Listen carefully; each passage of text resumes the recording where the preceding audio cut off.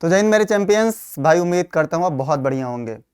तो जैसा कि आप चैप्टर का नाम देख ही रहे होंगे, अगर मैं तुमसे बात करूंगा इतिहास की, तो इतिहास का ये पहला चैप्टर है, यूरोप में राष्ट्रवाद का उदय। सिर्फ यूरोप में राष्ट्रवाद नहीं है, इसके बाद दो शब्द और हैं, राष्ट्रवाद का उदय। इस बात को भी आपको समझना है, ठीक है ना।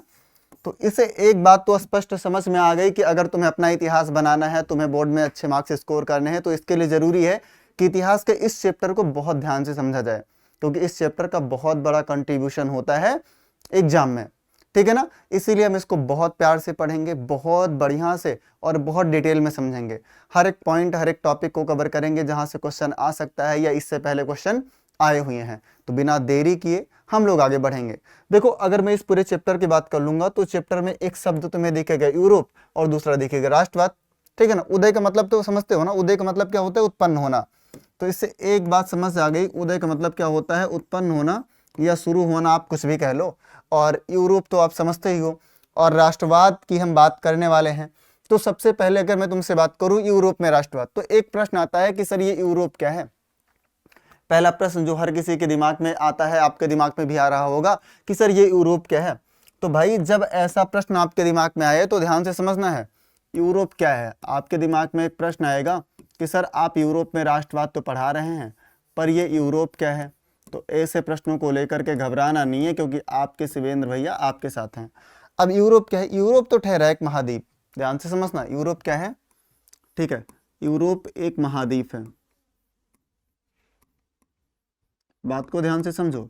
यूरोप क्या है? एक महाद्वीप है। और यूरोप ही सिर्फ महाद्वीप नहीं है, यूरोप के जैसे और 7 महाद्वीप हैं। यूरोप के जैसे और क्या है? 7 महाद्वीप हैं। तो ध्यान देना, यूरोप क्या है? एक महाद्वीप है। और कैसा महाद्वीप है? यूरोप एक द्वीपीय महाद्वीप है। कैसा महाद्वीप है मेरे लाल? यूरोप एक द्वीपीय महाद्वीप है। अब आप बोलोगे सर ये द्वीपीय महाद्वीप क्या होता है? तुम लोगों ने नाम सुना है, एक टर्म तुम लोगों ने सुनी होगी, आई थिंक सुना होगा इससे पहले, ठीक है ना। पेनिनसुला सुना है, ठीक है। तो पेनिनसुला अगर आपने सुना है तो ये क्या है? एक पेनिनसुला कॉन्टिनेंट है। इसको क्या कहते हैं हम? इसको हम कहते हैं पेनिनसुला कॉन्टिनेंट। और इस पेनिनसुला कॉन्टिनेंट का मतलब क्या होता है? Covered 3 side by the water. इसका मतलब ये है कि 3 तरफ जल से घिरा है। ध्यान से समझना, यूरोप क्या है, ठीक है, 3 तरफ जल से घिरा है, 3 तरफ जल से घिरा है। और इसी यूरोप में राष्ट्रवाद का उदय हुआ। ध्यान देना, इसी यूरोप में राष्ट्रवाद का उदय हुआ, और तभी उसी यूरोप की हम पूरी कहानी को पढ़ते हुए आ रहे हैं। तो एक प्रश्न और आएगा कि सर क्या यूरोप ही है? नहीं, यूरोप क्या है? एक महाद्वीप है। और टोटल महाद्वीप, अगर मैं बात करूंगा कुल महाद्वीप कितने हैं, ध्यान देना, अगर मैं तुमसे पूछूं कि कुल महाद्वीप कितने हैं, तो आपका उत्तर होगा कि सर कुल महाद्वीप 7 हैं। कुल कितने महाद्वीप हैं? आप बोलोगे सर कुल 7 महाद्वीप हैं, और यूरोप उन्हीं में से एक है, ठीक है ना। अब अगर यूरोप पर बात करूंगा, यूरोप पर कुल देश कितने हैं, तो याद रखना, ठीक है, यूरोप महाद्वीप पर कुल देश, यूरोप महाद्वीप पर कुल देश कितने हैं, बताना जरा। अगर ऐसे प्रश्न पूछे जाएं तो आप बोलोगे सर टोटल 44 देश हैं। कहीं कहीं पर आपको 45, कहीं 46, कहीं पर 49, कहीं पर 53 लिखा हुआ भी मिल जाएगा। कंफ्यूज नहीं होना है आपको। यूएन के अकॉर्डिंग कितने देश हैं? 44 देश हैं, ठीक है ना। कुल 7 महाद्वीप हैं। इसमें से अगर मैं बात करूंगा भाई सबसे बड़ा महाद्वीप कौन सा है, अगर मैं आपसे पूछूं सबसे बड़ा महाद्वीप कौन सा है, या तुमसे पूछ लूं मैं सबसे छोटा महाद्वीप कौन सा है, या क्या पूछ लूं मेरे लाल, या मैं तुमसे पूछ लूं कि भाई सबसे छोटा महाद्वीप कौन सा है। और दोनों प्रश्नों को लेकर के थोड़ा सा भी नहीं कंफ्यूज होना है, ना डरना है। आपको सीधा सा आंसर करना है कि सर सबसे बड़ा महाद्वीप कौन सा है? एशिया, जिसकी जनसंख्या क्या है? सबसे ज्यादा है, जिसका क्षेत्र सबसे ज्यादा है। और सबसे छोटा आप देखोगे क्या है? ऑस्ट्रेलिया महाद्वीप है। याद रखना, सबसे छोटा महाद्वीप कौन सा है मेरे लाल? ऑस्ट्रेलिया महाद्वीप है। अब जिस पूरी कहानी की हम बात करते हैं, जिसकी हम शुरुआत करते हैं, जिसका नाम है राष्ट्रवाद, उस राष्ट्रवाद की शुरुआत यूरोप महाद्वीप से होती है। और यूरोप महाद्वीप में एक देश है, याद रखना, इसी यूरोप महाद्वीप का एक देश है, और उस देश का नाम है फ्रांस। क्या नाम है? उस देश का नाम है ना फ्रांस। याद रखना मेरे लाल, इस देश का फ्रांस नाम है। इसी फ्रांस देश से पूरी कहानी जो है शुरू होती है और अंत तक चलती है। ठीक है, तो कहीं ना कहीं ये बात आपको समझ में आई। और अगर ये बात समझ में आई हो तो एक शब्द अब और आता है कि सर ये राष्ट्रवाद क्या है। एक शब्द तुम्हारे मन में और आएगा कि सर ये राष्ट्रवाद इधर तो लिखा हुआ था, पर ये राष्ट्रवाद है क्या। तो मैं राष्ट्रवाद भी तुम्हें बता ही देता हूँ कि भाई आप देखते हो ना कि राष्ट्रवाद है क्या, मन में उत्पन्न होने वाला जो प्रेम है ना, ऐसे कह लो कि देश के प्रति जो आपके मन में उत्पन्न होने वाला प्रेम है। ध्यान से समझना, ठीक है, ऐसे आप कह लो देश के प्रति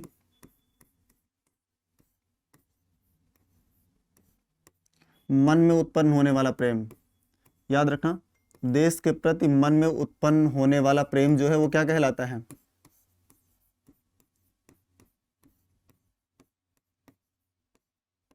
और राष्ट्रवाद कहलाता है। क्या कहलाता है मेरे लाल, याद रखना, राष्ट्रवाद कहलाता है। जैसे अगर मुझसे पूछा जाए, अगर मुझसे क्या पूछा जाए, अगर मुझसे पूछा जाए तुम कौन हो, तो मैं जाहिर सी बात है आंसर करूंगा कि भाई मैं एक भारतीय हूँ। क्या हूँ, एक भारतीय हूँ। तो मेरी राष्ट्रीयता किसके प्रति है, मेरी निष्ठा किसके प्रति है। याद रखना, अगर निष्ठा की बात की जाएगी तो मेरी किसके प्रति होगी, आप देखोगे जो मेरी निष्ठा है ना मेरे लाल, मेरी निष्ठा होगी भारत के प्रति। किसके प्रति, भारत के प्रति। और आप ये कह सकते हो कि कहीं ना कहीं मुझे किससे प्रेम है, हमारे देश से प्रेम है, मुझे मेरे देश से प्रेम है। और जो मेरा प्रेम है भारत के प्रति, आप देखोगे मेरा जो प्रेम है भारत के प्रति, इसी प्रेम को हम क्या कहते हैं भाई, इसी प्रेम को हम राष्ट्रवाद कहते हैं। क्या कहते हैं, राष्ट्रवाद।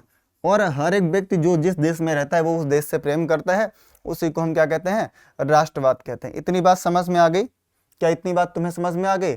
अब अगर तुम्हें राष्ट्रवाद की डिफिनेशन समझ में आ गई तो भाई आगे हम बात किसकी करेंगे, आगे हम बात करेंगे इसके उदय की बात करेंगे। किसकी बात करेंगे, राष्ट्रवाद के उदय की बात करेंगे कि इसका उदय सबसे पहले कहाँ हुआ। अब यूरोप की हमने बात करी तो सबसे पहले यूरोप में हुआ। और यूरोप में कहाँ हुआ, यूरोप में फ्रांस में हुआ। ठीक है ना, फ्रांस में हुआ। अच्छा, अगर फ्रांस में इससे पहले 19वीं शताब्दी की यूरोप की बात करूं तो 19वीं शताब्दी में फ्रांस में एक समय ऐसा था जब राजतंत्र हुआ करता था। फिर राजतंत्र को समाप्त किया गया, लोगों ने क्रांतियां करी और फिर वहां पर आप देखोगे जनतंत्र आया। और जब जनतंत्र आया तभी लोगों के मन में यह भाव जागृत हुआ कि अब हम किसी राजा की प्रजा नहीं हैं बल्कि अपने क्षेत्र के नागरिक हैं। पहले लोगों को ऐसा लगता था कि वो किसी राजा के राज्य में रह रहे हैं, ना कि अपने देश में रह रहे हैं। तो जब लोगों के मन से ये भावना निकली, ये धारणा निकली कि वो किसी राजा की प्रजा नहीं है बल्कि किसी एक क्षेत्र के नागरिक हैं, वहीं से राष्ट्रवाद का सूत्रपात हुआ और वहीं से राष्ट्रवाद की भावना का मेरे लाल शुरुआत हुआ। ठीक है ना, ध्यान से समझना। अब देखो यूरोप की मैंने बात कर ली, तुमने शायद हो सकता है मैप देखा हो, अगर नहीं देखा हो मैप तो तुम्हें दिखा देता हूं मैं। ठीक है ना, यूरोप का मैप। अब देखो अगला पॉइंट यही आ जाता है ना कि भाई यूरोप का मैप हम जरा देख लेते हैं। अगर हमने यूरोप के बारे में थोड़ा सा पढ़ लिया तो मैप देखना तो बनता है ना कहीं हमें मैप देखना चाहिए।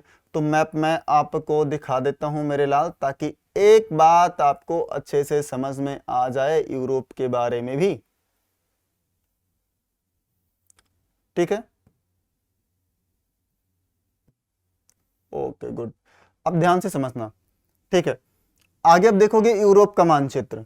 ठीक है, जब भी कोई चीज आप देखते हो, मैं आपको बता दूं, ठीक है ना, सिर्फ सुनते हो। अगर आप सिर्फ सुनोगे, सिर्फ सुनना, याद रखना, अगर सिर्फ सुनना है तो उससे क्या होगा, आप देखोगे कम याद होगा।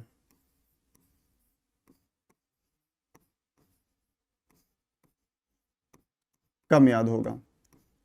पर अगर आपके पास क्या है, अगर आपके पास विजुअल्स हैं, याद रखना, अगर विजुअल्स भी हैं तो एकदम बिल्कुल ठीक से याद होगा। क्या होगा, ठीक से याद होगा। और इसीलिए मैं आपको बता रहा हूं कि अपन बात किसके बारे में कर रहे हैं, अपन ने तो बात करी यूरोप के बारे में ना। किसकी बात करी भाई, हमने यूरोप की बात की। तो अब आप देखोगे यूरोप का हमें क्या देखना चाहिए, मानचित्र देखना चाहिए। क्या देखना चाहिए, मानचित्र देखना चाहिए। और मानचित्र है क्या, एक प्रश्न ये भी आता है कि सर मानचित्र किसे कहते हैं। तो याद रखना, आप देखोगे जब किसी भी स्थान का समतल कागज पर चित्रण किया जाता है एक स्केल रख करके, तो उसी को हम क्या कहते हैं, मानचित्र कहते हैं। ठीक है ना। और इसी मानचित्र की क्या होती है, किताब होती है, जिस किताब को हम लोग मेरे लाल एटलस कहते हैं। क्या कहते हैं, एटलस। अब एटलस में तुमको दो तरीके के मानचित्र मिलते हैं। हो सकता है तुमने बेसिक क्लासेस में क्लास 6 7 में सारी चीज़ें पढ़ी हो ना। एक तो तुम्हें भौतिक मानचित्र मिलता है और एक तुम्हें क्या मिलता है, एक तुम्हें मिलता है राजनैतिक मानचित्र, ठीक है ना। एक तुम्हें राजनैतिक मानचित्र मिलता है, दो तरीके के मानचित्र मिलते हैं। फिलहाल यहाँ पर हम कौन सा मानचित्र ले रहे हैं, यहाँ पर हम लोग ले रहे हैं राजनीतिक मानचित्र, तो इसी के बारे में पढ़ेंगे। अब ध्यान से देखो, जब मैं यूरोप की बात करूंगा तो तुम्हें एक बात समझ में आएगी कि ये पूरा क्या है, ये जो आप देख रहे हो टोटल, ये हमारे 7 के 7 कॉन्टिनेंट हैं। ये क्या है, ये 7 के 7 कॉन्टिनेंट हैं। अब तुम ध्यान से देखो, ये वाला जो पूरा पोर्शन तुम देख रहे हो ना, यहाँ से लेकर के यहाँ तक मेरे लाल, ये है नॉर्थ अमेरिका, ऐसे लिख लेना। ये क्या है, ये नॉर्थ अमेरिका है, ठीक है। अब नीचे आप आओगे तो ये वाला जो पोर्शन है, मैं पिंक कलर से लिख देता हूं। आप देखोगे ये वाला पोर्शन जो है, ये क्या है, ये साउथ अमेरिका है, या जिसको आप दक्षिणी अमेरिका कहते हो, ठीक है। ये वाला पोर्शन जो है ये अफ्रीका है, ये क्या है, ये अफ्रीका है। और ये वाला पोर्शन एशिया है, ये क्या है, एशिया है। आप इधर आओगे तो ये आपको मिलेगा ऑस्ट्रेलिया, ये क्या है, ये ऑस्ट्रेलिया है, ठीक है ना। इधर आप देखोगे तो नीचे की तरफ यहाँ पर आपको क्या मिलेगा, जो व्हाइट कलर में है, इसको हम लोग कहते हैं अंटार्कटिका, याद रखना, इसको हम क्या कहते हैं, अंटार्कटिका कहते हैं।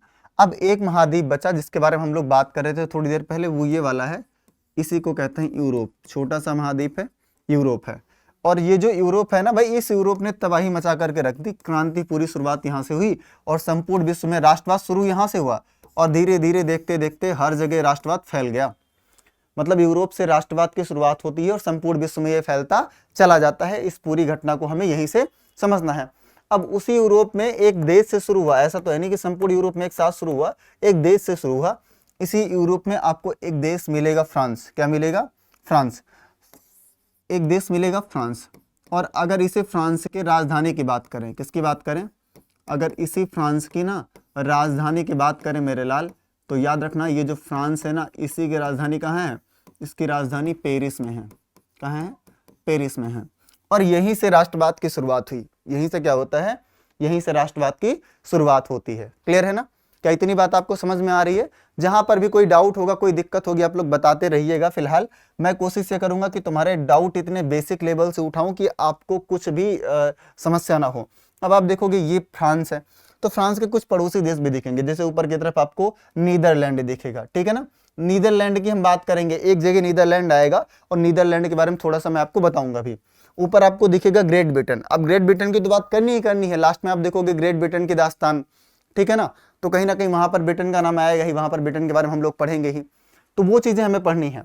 और आप देखोगे इस तरफ, जैसे अगर हम इधर बात करेंगे तो पेपल स्टेट आपको मिलेगा, इधर नेपल्स मिलेगा, सिसिली मिलेगा, इधर आपको रोम मिलेगा। अब ध्यान से समझना, सिसिली और नेपल्स, जिनको हम स्लाइस ऑफ टू सिसिलीज कहते थे, इधर आपको बेनेशिया मिलेगा, लोम्बार्डी मिलेगा इधर, ठीक है ना। लोम्बार्डी हो गया, बेनेशिया हो गया। और फिर आप इधर आ जाओगे तो कई सारे ऐसे क्षेत्र आपको मिलेंगे ना, सार्डिनिया हो गया, पीडमोंट हो गया। तो आप देखोगे ये सार्डिनिया पीडमोंट हो गया, ये वाला सार्डिनिया, ये पीडमोंट हो गया, ये सार्डिनिया हो गया, ये दोनों क्षेत्र हो गए। तो ये पूरा इटली का पोर्शन है और ये फ्रांस का पोर्शन है। फ्रांस के, अब इटली के ऊपर आपको क्या मिलेगा, इधर आपको मिलेगा ऑस्ट्रियन इंपायर और ये जर्मन इंपायर। तो कहीं ना कहीं जर्मनी का यूनिफिकेशन हम भी पढ़ेंगे आगे चल करके, और इटली का यूनिफिकेशन भी पढ़ेंगे, ठीक है ना। ये दोनों चीजें हम पढ़ेंगे ही। अब मैं तुमसे बात करता हूं कि भाई जब 18वीं शताब्दी लगी, ठीक है ना, याद रखना 18वीं शताब्दी,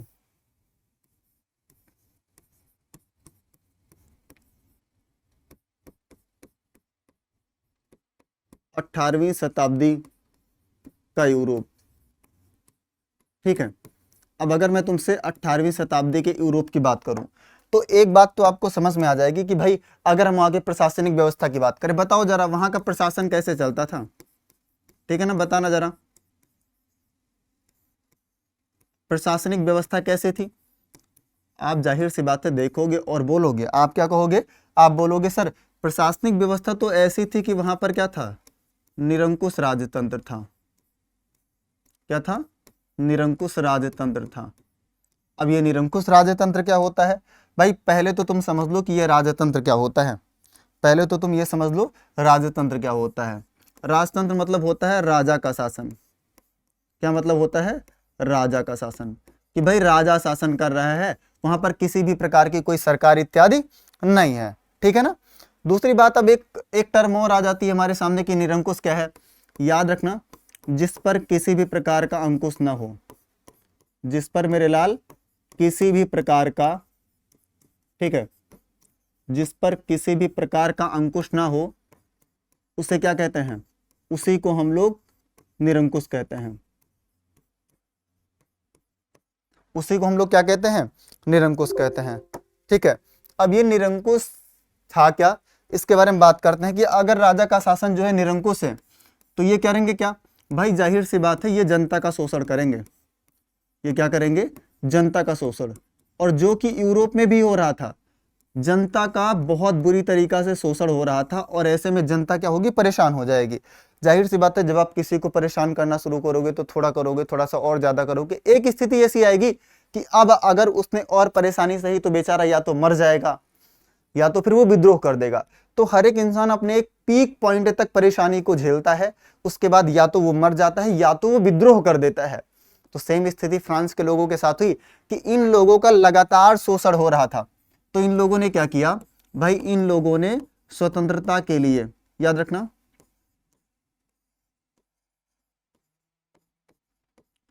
इन लोगों ने स्वतंत्रता के लिए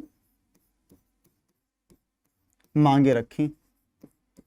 क्या किया? मांगे रखी। ठीक है। इन्होंने कहा कि इनको भी स्वतंत्रता चाहिए, और इनकी मांगों को अस्वीकार कर दिया गया। याद रखना, इनकी मांगों को क्या किया गया मेरे लाल? अस्वीकार कर दिया गया। और जब इनकी मांगों को अस्वीकार कर दिया गया, तो फलस्वरूप इन्होंने क्या किया? फिर इन्होंने क्रांति किया। याद रखना, फिर इन्होंने क्रांति की, विद्रोह किया, ठीक है, और आंदोलन करने शुरू किए, और आंदोलन करने शुरू किए। और यहीं से प्रारंभ किसका हुआ? यहीं से प्रारंभ हुआ राष्ट्रवाद का। किसका प्रारंभ हुआ? राष्ट्रवाद का। ठीक है ना। इतनी बात समझ में आई। तो एक बात तुमको ये समझ में आ गई कि भाई स्टार्टिंग में क्या था? स्टार्टिंग में यूरोप में, या आप फ्रांस की बात कर लो, फ्रांस में जो पूरी प्रशासनिक व्यवस्था थी, वहां पर निरंकुश राजतंत्र था, मतलब राजा का शासन था। और धीरे धीरे जब वो राजा का शासन से लोग त्रस्त हो गए, तो लोगों ने अपनी मांग रखी कि उनको समानता चाहिए, उनको इक्वलिटी चाहिए। ठीक है ना। और फिर क्या हुआ? एक समय के बाद आप देखोगे उनकी मांगों को स्वीकार कर दिया गया, और फलस्वरूप वहां पर क्रांति की शुरुआत हुई, विद्रोह की शुरुआत हुई, और आंदोलन की शुरुआत हुई। तो ये वहां की कुछ बेसिक सी कहानी थी। यहाँ ये क्या थी? वहां की कुछ बेसिक सी कहानी थी। अब ध्यान देना, ठीक है। मैंने बताया कि यूरोप की जनता परेशान थी। अब यूरोप की जनता ने क्या किया? याद रखना, ठीक है, जो यूरोप की जनता थी, लिखते हुए चलना साथ में, याद रखना मेरे लाल, जो यूरोप की जनता थी, इसने क्या किया? यूरोप की जनता का विद्रोह। अब इसने विद्रोह तो कर ही दिया भाई राजा के खिलाफ, कि हम आपका अन्याय नहीं सहेंगे। तो इनका आधार क्या था? जब इन्होंने विद्रोह किया तो कुछ ना कुछ आधार मान के विद्रोह किया होगा। भाई क्यों विद्रोह करेगा कोई? तो इनका भी तो आधार था। अब इनका क्या आधार था? किस आधार पर इन्होंने विद्रोह किया? बताना जरा एक बार। भाई कुछ ना कुछ आधार मान के विद्रोह किया होगा कि अगर इनको ये चीजें नहीं मिलेंगी तो भी ये विद्रोह कर देंगे। जाहिर सी बात है, इन्होंने मांग किसकी रखी? इन्होंने कहा कि अभी तक क्या है? अभी तक ये एक राष्ट्र, ये एक राजा के जो है प्रजा है। इन्होंने कहा इनका एक खुद का राष्ट्र हो, इनका एक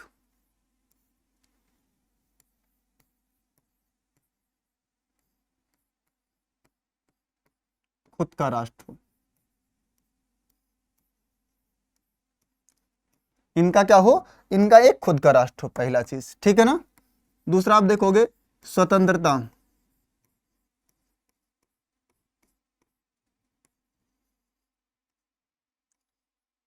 स्वतंत्रता व समानता। अगली इनकी मांग क्या थी? कि भाई ये भी स्वतंत्रता चाहते थे ना, इनको भी समानता चाहिए थी, कि इनको भी समान माना जाए, इनको भी स्वतंत्र किया जाए, ये दास बन करके ना रहें, या किसी के आप देखोगे अंडर ना रहें। ठीक है ना। ये किसी के अंडर ना रहें, और आप देखोगे दास बन करके ना रहें। तो इतनी बातें समझ में आ गई कि ये क्या चाहते थे? ये स्वतंत्रता चाहते थे। ये चाहते थे कि बंधुत्व की भावना इनके बीच फैले। ठीक है ना। और इनका एक खुद का राष्ट्र हो। अब मैंने बताया कि खुद का राष्ट्र हो, तो इस शब्द का अर्थ क्या है, इसकी मीनिंग क्या होगी। खुद का राष्ट्र होने से आशय ये है कि ठीक है, ये आप याद रखना, ये किसी राजा की प्रजा नहीं, लिख लो इसको ऐसे,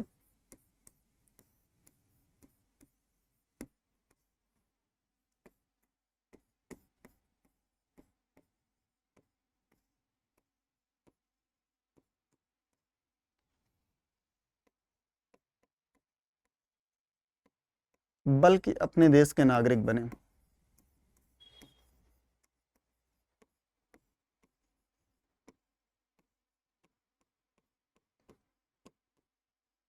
ठीक है ना, समझ में आ रहा है, वेरी गुड। इनका मानना यह था कि अब ये किसी राजा की प्रजा नहीं बनेंगे, बल्कि ये अपने देश के नागरिक बनेंगे, इनका भी अपना एक देश होना चाहिए, इनकी डिमांड थी। ठीक है, और आप देखोगे जब ये इन लोगों की डिमांड आई तो ये विभिन्न रूपों में सामने आया। ठीक है ना, ये विभिन्न रूपों में सामने आया, ऐसा नहीं है कि ये आया नहीं, विभिन्न रूपों में सामने आया। जैसे आप देखोगे फ्रांस की क्रांति हो गई, इटली का एकीकरण हो गया, जर्मनी का एकीकरण हो गया। ठीक है, कई सारे तरीकों में सामने आया, और अगर बात करेंगे तो अंततः सफल भी रहा। अंत में आप देखोगे अंततः क्या हुआ मेरे लाल, अंततः ये सफल भी रहा, अंततः ये ना सफल रहा। इतनी बात समझ में आ गई। आप बोलोगे जी सर समझ में आ गई, तो भाई यहां से शुरुआत होती है यूरोप में राष्ट्रवाद की। अब एक जो है प्रश्न आता है कि ये राष्ट्रवाद है क्या। राष्ट्रवाद की बात हमने थोड़ी देर पहले कर ली थी कि भाई ये है क्या। आप देखोगे जो देश के प्रति उत्पन्न होने वाला प्रेम है, याद रखना, ठीक है ना, जो देश के प्रति प्रेम है वही तो राष्ट्रवाद है, उसी को हम क्या कहते हैं भाई, उसी को हम राष्ट्रवाद कहते हैं। ठीक है ना, तो आप देखोगे जो राष्ट्र के प्रति प्रेम की भावना है वो क्या है, वो राष्ट्रवाद कहलाती है। और अगर मैं तुमसे बात करूंगा 19वीं शताब्दी में, याद रखना 18वीं शताब्दी में, ठीक है, अगर 18वीं शताब्दी की बात करूंगा तो 18वीं शताब्दी में ये जो राष्ट्रवाद था ये एक बहुत ही शक्तिशाली राजनीतिक विचार के रूप में सामने आया। मतलब पहले लोगों के अंदर राष्ट्र को लेकर के ना कोई ऐसी भावना थी, ना लोगों की कोई ऐसी डिमांड थी, पर ये ऐसा समय था जब लोगों ने डिमांड की, लोगों ने कहा कि वो किसी जनता की जो है किसी राजा की जनता नहीं है, बल्कि वो एक देश के नागरिक हैं। और यहीं से आप देखोगे असल में राष्ट्रवाद की शुरुआत भी होती है। ठीक है, अब उसी के साथ क्या है, राष्ट्रवाद क्या है, तो राष्ट्र के प्रति जो प्रेम की भावना है वो क्या कहलाती है, राष्ट्रवाद कहलाती है। अब जिसके अंतर्गत एक देश के लोग अपने राष्ट्र को एक साझा पहचान और घर की तरह स्वीकार करते हैं। इसके अलावा आप देखोगे कुछ अन्य बिंदु, अगर मैं तुमसे बात करूं कि कुछ अन्य बिंदु कौन से जोड़ते हैं, अगर इसी बात को थोड़ा सा और आपको बढ़ाना हो तो आप ये जोड़ सकते हो कि जब राष्ट्रवाद की भावना लोगों के अंदर आती है, याद रखना, जब राष्ट्रवाद की भावना लोगों के अंदर आती है तो लोगों की जो पहचान है साझा हो जाती है। क्या हो जाती है, साझा हो जाती है। मतलब जैसे मैं हूं और दूसरे स्टेट का कोई व्यक्ति है तो हर एक व्यक्ति क्या कहेगा कि मैं भारतीय हूं, क्या कहेगा, मैं भारतीय हूं। तो जाहिर सी बात है जब राष्ट्रवाद की भावना उत्पन्न हो रही है मन में तो कहीं ना कहीं जो पहचान है, सामूहिक पहचान है, वो साझा हो जाती है, सामूहिक इतिहास साझा हो जाता है, बहुत सारी चीजें एक हो जाती हैं और हम एक देश से जुड़ जाते हैं। और जब ना मेरे लाल, जब इस तरीके की स्थिति उत्पन्न होगी तो यहीं पर राष्ट्र राज्य का उदय होगा। किसका उदय होगा, ठीक है ना, यहीं पर किसका उदय होगा, राष्ट्र राज्य का उदय होगा। ठीक है, इस बात को ध्यान रखना कि राष्ट्र राज्य का उदय क्या होता है, जब हमारे मन में राष्ट्र के प्रति प्रेम की भावना उत्पन्न होती है, हमारी पहचान साझा होती है, हमारी संस्कृति साझा होती है, हमारा इतिहास साझा होता है, हम अपनी पहचान एक व्यक्त करते हैं, तब राष्ट्र राज्य का उदय होता है। बात इतनी समझ में आई, आप बोलोगे जी सर समझ में आ जाएगी। अब थोड़ा सा आगे बढ़ते हैं तो भाई यहीं पर जो फ्रेडरिक सारिउ भाई साहब थे, इन्होंने क्या किया, कहानी करी। अब कहानी क्या थी, वैसे अगर फ्रांस की बात करूंगा तो फ्रांस की क्रांति कब होती है, 1789 में होती है। 1789 में क्रांति हुई और ये 1799 तक चला। 1799 में नेपोलियन पावरफुल जो है लीडर के रूप में सामने आता है, 1804 में गद्दी पर बैठता है और 1815 तक शासन करता है। फिर नेपोलियन चला जाता है और जब नेपोलियन जाएगा तो दोबारा से फिर बूर्बो वंश को एस्टेब्लिश कर दिया जाएगा और ये दोबारा चलेगा 1848 तक। तो फाइनली अगर बात करें फ्रांस को स्वतंत्रता कब मिली, तो 1848 में मिली, पूर्ण रूप से एकदम बिल्कुल गणतंत्र बन गया फ्रांस। ठीक है ना, तो जब फ्रांस गणतंत्र बना उसी समय फ्रेडरिक सारिउ भाई साहब ने क्या किया था, एक चित्र बनाया था। क्या किया था, एक चित्र बनाया था। तो फ्रेडरिक सारिउ की कल्पना ठीक है ना। इसी कल्पना को हम क्या कहते हैं, इन्होंने क्या किया, जनतांत्रिक और सामाजिक गणतंत्रों का एक जो है संसार बनाया। और ये संसार कैसा था, संसार जो है पूर्णतः काल्पनिक था। याद रखना मेरे लाल, ये संसार कैसा था, ये संसार जो है काल्पनिक था, मतलब रियल में एग्जिस्ट नहीं करता था, इसको इन्होंने सिर्फ बना दिया था। और जब कोई चीज रियल में एग्जिस्ट नहीं करती है, आप उसको सिर्फ बनाते हो, तो उसको हम क्या कहते हैं, फिर इसे ना मेरे लाल याद रखना, फिर इसे हम कहते हैं कल्पनादर्श। क्या कहते हैं, कल्पनादर्श। तो आप देखोगे जो फ्रेडरिक सारिउ का ये चित्र था, इसे क्या कहा गया, इसे कल्पनादर्श कहा गया। और इसी कल्पनादर्श को यूटोपिया भी कहा जाता है। क्या कहा जाता है, इसी को यूटोपिया भी कहा जाता है। तो कहीं पर तुम्हें यूटोपिया लिखा हुआ मिल जाए तो तुम्हें कंफ्यूज नहीं होना है। अब आप देखोगे इसमें तुम्हें बहुत सारी चीजें मिलेंगी, बहुत सारी चीजें मिलेंगी। जैसे अगर तुम इमेज को देखो, अगले पेज पर नहीं है, ओके कोई नहीं, ठीक है ना, इधर इमेज दिख रही है। अब इमेज में तुम्हें सबसे पहले इधर दिखेंगी एक देवी जी, सबसे ज्यादा हाईलाइटेड एक देवी जी दिखेंगी। इनके हाथों में क्या है, हाथों में आपको दिखेगी एक मशाल इन्होंने ली हुई है। कैसी मशाल, स्वतंत्रता की मशाल ली हुई है, ठीक है। इधर आप देखोगे इसके हाथ में क्या है, ठीक है ना, इधर आप देखोगे मानव अधिकारों का घोषणा पत्र, क्या है, इधर हाथ में इन्होंने मानव अधिकारों का घोषणा पत्र लिया हुआ है, ठीक है। अगर आप देखोगे तो ये क्या है, ये स्वतंत्रता की देवी हैं, याद रखना, ये क्या है, स्वतंत्रता की देवी हैं। अब आप देखोगे पहले देवी की बात कर लो, देश की बात कर लो, तो अगर देश को भी जो है चित्रित करना हो तो हम लोग महिलाओं के रूप में चित्रित करते थे। जैसे तलवार की बात करो तो महिलाएं हैं, जितने भी आप मेन चीजों की बात करोगे तो उनको महिलाओं का ही रूपक दिया गया प्रारंभ में, बाद में पुरुषों का रूपक दिया गया वो अलग बात है, पर पहले ये स्वतंत्रता की देवी ही थी। अब आप देखोगे अलग अलग देश अपना अलग अलग झंडा लेकर के जा रहे हैं और ये व्यक्त कर रहे हैं कि ये अपने अपने राष्ट्र का नेतृत्व कर रहे हैं। और ये जो आप देख रहे हो ये क्या है, ये अवशेष हैं, ये क्या है, अवशेष हैं।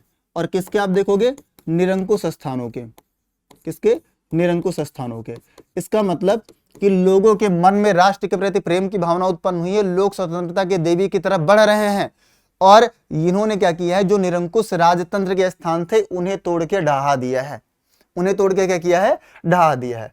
अगर ऊपर की तरफ आप देखोगे तो ऊपर की तरफ क्या देखेंगे, इधर आपको देखेंगे ईसा मसीह, क्या देखेंगे, इधर आपको देखेंगे ईसा मसीह, और आपको कई सारे संत भी देखेंगे, क्या देखेंगे, संत देखेंगे। और ये किसका प्रतीक है भाई मेरे, ये आप देखोगे बंधुत्व का प्रतीक है, किसका, ठीक है ना, ऐसे याद रखना, ये बंधुत्व का प्रतीक है, या आप यूं कह लो कि ये भाईचारे का प्रतीक है, बंधुत्व या भाईचारे का प्रतीक है, ये आप यहां पर कह सकते हो। इतनी बात तुम्हें समझ में आ गई, क्या इतनी बात समझ में आ गई, एक बार बताना। देखो ये इमेज बहुत ज्यादा इंपॉर्टेंट है नहीं, मैं बता दूं इमेज इंपॉर्टेंट किसके लिए, इमेज से क्वेश्चन आता है सीबीएसई बोर्ड में। सीबीएसई बोर्ड में क्या किया जाता है, ये इमेज दे दी जाती है और इमेज के बारे में पूछ लिया जाता है कि ये कैसी इमेज है, इसको थोड़ा सा डिटेल करना है। तो सीबीएसई बोर्ड में ऐसा क्वेश्चन आता है, यूपी बोर्ड में ऐसा क्वेश्चन नहीं आता है, ठीक है ना मेरे लाल। बहुत बढ़िया भाई, ठंड बहुत लग रही है तो एसी का टेम्परेचर थोड़ा सा बढ़ा देता हूं मैं।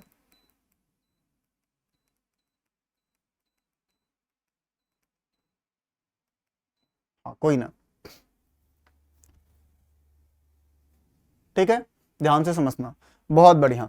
अब आगे बढ़ेंगे तो भाई फिर देखेंगे राष्ट्रवाद, और राष्ट्रवाद की परिभाषा, एक परिभाषा तो मैंने तुमको बता दी अपने शब्दों में कि राष्ट्रवाद क्या है, राष्ट्र के प्रति उत्पन्न होने वाला प्रेम क्या है, राष्ट्रवाद कहलाता है। ऐसे एक अर्नेस्ट जो है रेनान थे, ये क्या कौन था, अर्नेस्ट रेनान थे। अगर इनकी मैं बात करूंगा तो तुम ऐसे ही समझ लो, मैं थोड़ा सा लिख देता हूं इनके बारे में। ये क्या थे, फ्रांस के एक दार्शनिक थे, ठीक है ना, ये फ्रांस के एक दार्शनिक थे, याद रखना, ये अर्नेस्ट रेनान भाई साहब फ्रांस के एक दार्शनिक थे। इन्होंने किया क्या था, ठीक है, तो इन्होंने आप देखोगे आलोचना करी थी। एक बार क्या था, एक साबान विश्वविद्यालय है, ठीक है, याद रखना, ठीक है, जो साबान विश्वविद्यालय है वहीं पर एक व्याख्यान था,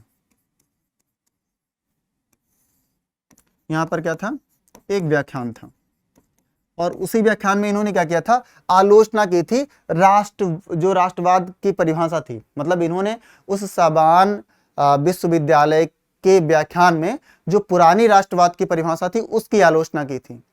और उनकी जो आलोचना थी वो एक बार उसके बाद निबंध के रूप में छपी, और जब निबंध के रूप में छपी तो उसी से यह परिभाषा निकल के आ गई।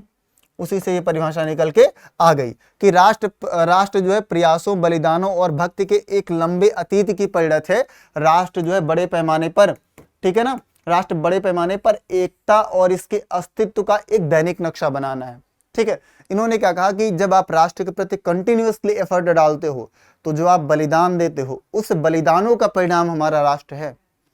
इसका मतलब क्या कि आप प्रयास करो और अपने देश का एक नक्शा बनाओ, यही राष्ट्र है। और ये बात किसने कही? इस बात को अर्नेस्ट रेनान ने कहा। इस बात को डायरेक्टली इन्होंने नहीं कहा था अर्नेस्ट रेनान ने। अर्नेस्ट रेनान ने साबान विश्वविद्यालय में सिर्फ व्याख्यान दिया था। व्याख्यान में जो पुरानी राष्ट्रवादी की परिभाषा थी उस पुरानी राष्ट्रवाद की परिभाषा की आलोचना की थी। और जब आलोचना की तो इनकी आलोचना को निबंध के रूप में छापा गया बाद में, और उसी निबंध से यह परिभाषा निकल के आ गई जिस परिभाषा को हम लोग यहाँ पढ़ रहे हैं। इतनी बात समझ में आ गई? क्या इतनी बात आपको समझ में आ रही है? आप बोलोगे जी सर समझ में आ रही है, ठीक है ना। अब यूरोप में राष्ट्रवाद की मैं अगर बात करूं कि भाई अब देखोगे आप राष्ट्रवाद की शुरुआत हो चुकी है, हर जगह कहीं ना कहीं राष्ट्रवाद जो उत्पन्न हो रहा है, बढ़ रहा है। अब अगर इसी राष्ट्रवाद की बात कर लें यूरोप में, ठीक है ना, अगर यूरोप में इसी राष्ट्रवाद की बात कर लें तो कुछ चीजें आपको समझनी होगी। क्या है ना, कुछ चीजें आपको समझनी होंगी। और समझना क्या होगा कि भाई अगर आप देखोगे राष्ट्रवाद क्या था, एक शक्तिशाली विचार था। मैंने आपको बताया कि अगर हम बात कब की कर लें, 19वीं सदी की बात कर लें या 18वीं सदी की बात कर लें, कब की बात कर लें मेरे लाल, याद रखना। अगर मैं तुमसे बात करूंगा 19वीं सदी के मध्य में, लगभग 1800 के बाद, ठीक है ना, तो राष्ट्रवाद क्या था? राष्ट्रवाद एक शक्तिशाली विचार था। मतलब आप ऐसे कह लो ये एक राजनीतिक विचार था। पहला आप समझ लो कैसा विचार था, एक राजनीतिक विचार था। दूसरी बात आप ये समझ लो कि एक शक्तिशाली राजनीतिक विचार था। कैसा राजनीतिक विचार? एक शक्तिशाली राजनीतिक विचार था ये, ठीक है ना, जिसने लोगों के मन में क्रांति उत्पन्न कर दी और बहुराष्ट्रीय साम्राज्यों का पतन हुआ। अब आप देखोगे बहुराष्ट्रीय वंश साम्राज्य क्या है, ठीक है। अगर मैं बात करूंगा 19वीं शताब्दी के मध्य में, ठीक है, याद रखना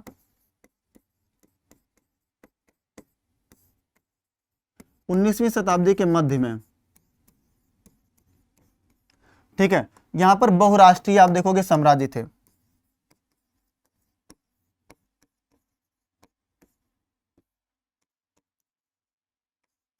याद रखना, ठीक है, बहुराष्ट्रीय वंश साम्राज्य थे।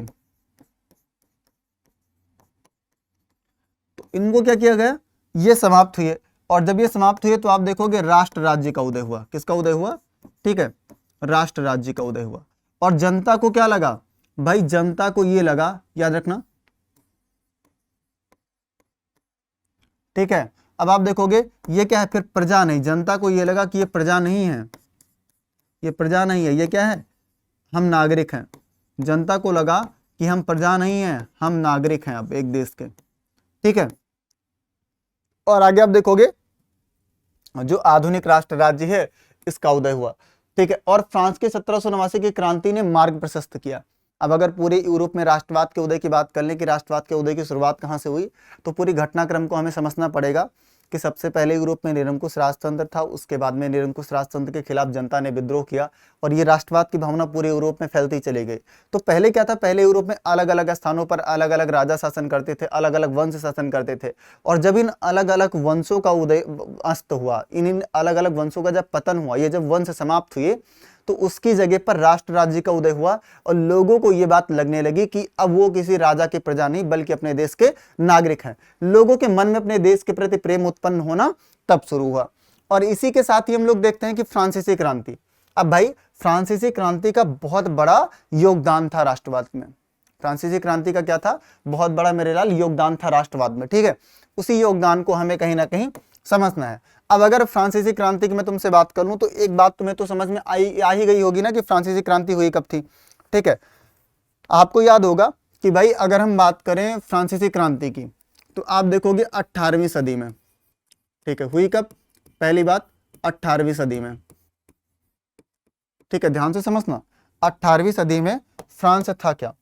अगर 18वीं सदी के फ्रांस की बात कर ली जाए तो आपको ये बात अच्छे से पता है कि 18वीं सदी में फ्रांस में शासन था।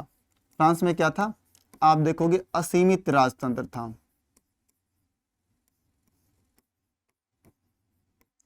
क्या था? असीमित राजतंत्र था, ठीक है ना। और असीमित राजतंत्र है प्लस आप देखोगे कैसा है एकदम बिल्कुल निरंकुश है। कैसा है? एकदम बिल्कुल निरंकुश है, ठीक है ना। और इसमें हो क्या रहा है, आप देखोगे बिल्कुल जनता का शोषण हो रहा है।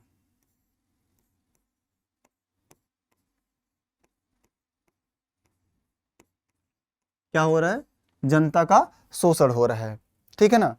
और आप देखोगे पूरी जनता क्या है,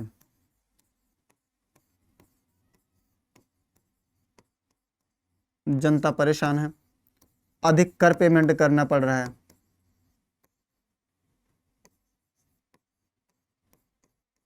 अधिक कर का पेमेंट करना पड़ रहा है, किसको? जनता को पेमेंट करना पड़ रहा है ना। तब इन लोगों ने क्या किया, अब ये जो जनता है भाई क्या करेगी, एक समय के बाद आप देखोगे जनता ने क्या किया, विद्रोह किया। याद रखना, राजतंत्र, ऐसे आप कह लो जनतंत्र, ठीक है ना। जब विद्रोह हुआ तो हुआ क्या, जो पावर थी वो राजतंत्र से आप देखोगे जनतंत्र में ट्रांसफर हो गई।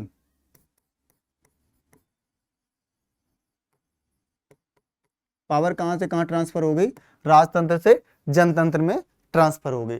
पर यह कहानी जितनी आसान मैंने बता दी है इतनी आसान थी नहीं।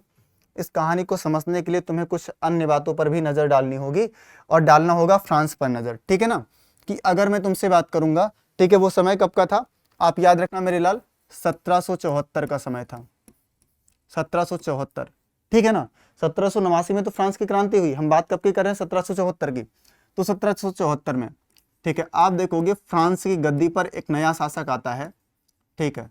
याद रखना, जो फ्रांस की गद्दी थी, ठीक है, फ्रांस की गद्दी पर एक नया शासक आता है।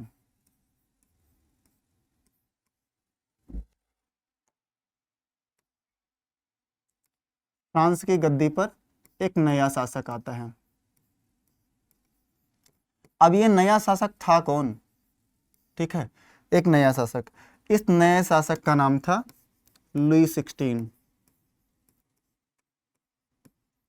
लुईस वाल्हामा। और जब लुईस वाल्हामा आया ना, तो उसके बाद आप देखोगे इसका विवाह हो गया। क्या हो गया? विवाह। और इसका विवाह किससे हुआ? इसका विवाह हुआ ऑस्ट्रिया की राजकुमारी से। याद रखना, किससे हुआ? ऑस्ट्रिया की राजकुमारी से विवाह हुआ। और ऑस्ट्रिया तो आप देखोगे बिल्कुल राजतंत्र का समर्थक था, ऑस्ट्रिया की राजकुमारी से हुआ। अब ये जो ऑस्ट्रिया की राजकुमारी थी, बड़े घर की कन्या थी, इनका भाई साहब का खर्चा बहुत था महिला का, तो इन्होंने क्या करा, अब आप देखोगे पहले तो इनका नाम समझ लो, इनका नाम था मेरिया एंतोइनेट। क्या नाम था? इनका नाम था मेरिया एंतोइनेट। इतनी बात समझ में आ गई।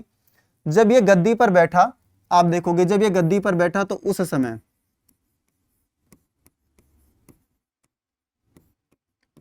समय आप देखोगे फ्रांस का राजकोष खाली था। याद रखना, फ्रांस का राजकोष खाली था।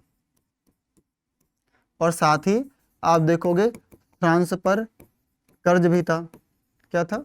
कर्ज था। और कर्ज कितना था? 10 अरब लिब्रे का। याद रखना, जैसे हमारे यहाँ रुपया चलता है वैसे फ्रांस में लिब्रे चलता था।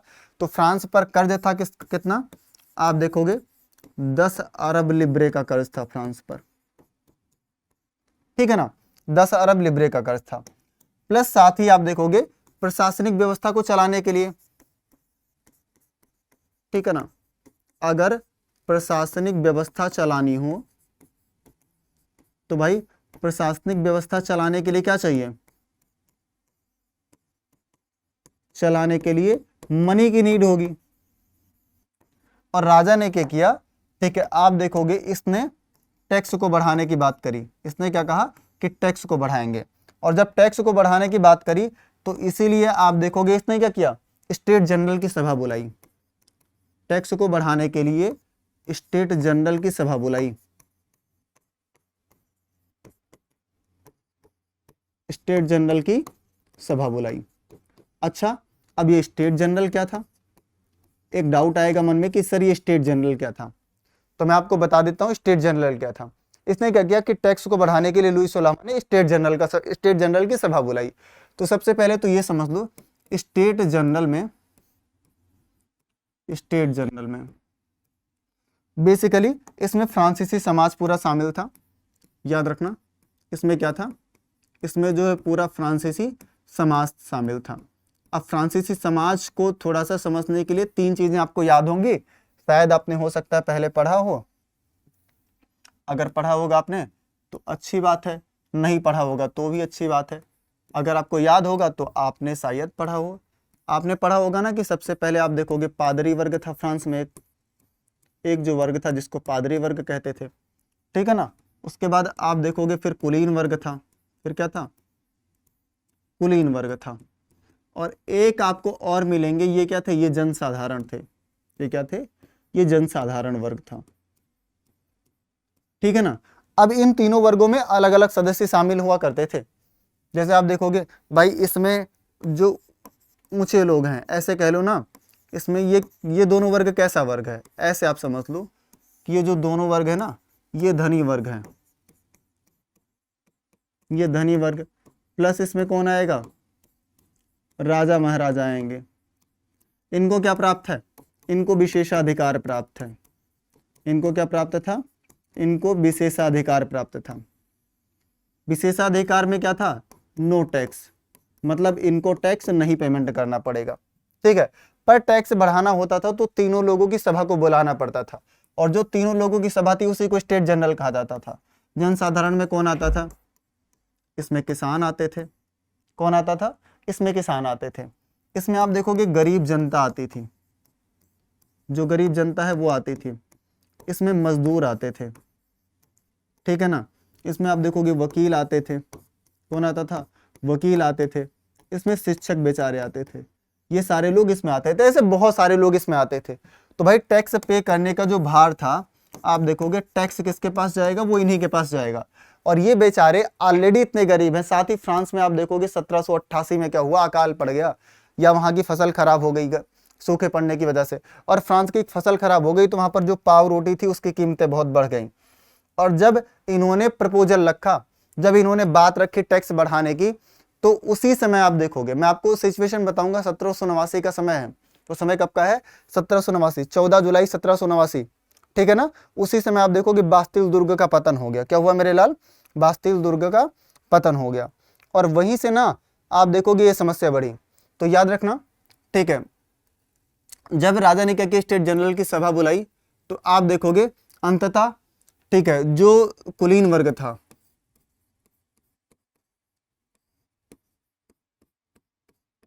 कुलीन वर्ग ने टैक्स देने से मना कर दिया।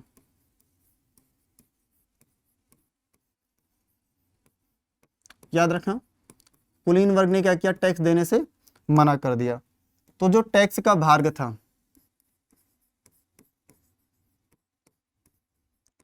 टैक्स का भार जनसाधारण पर आ गया।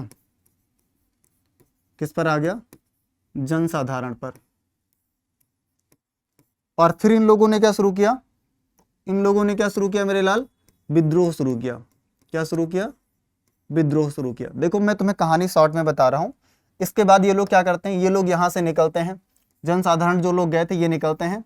उसके बाद क्या होती है, ये लोग टेनिस कोर्ट में शपथ लेते हैं। मैं आपको बता दूं पूरी कहानी, ठीक है। टेनिस कोर्ट में क्या लेते हैं, शपथ लेते हैं। और उसके बाद वो डेट आती है, याद रखना, टेनिस कोर्ट में शपथ पहले ही ले लेते हैं। वो डेट आती है 14 जुलाई, याद रखना, 14 जुलाई 1789, ठीक है ना। जो फ्रांस के लोग थे, याद रखना, ठीक है, फ्रांस के लोगों ने क्या किया,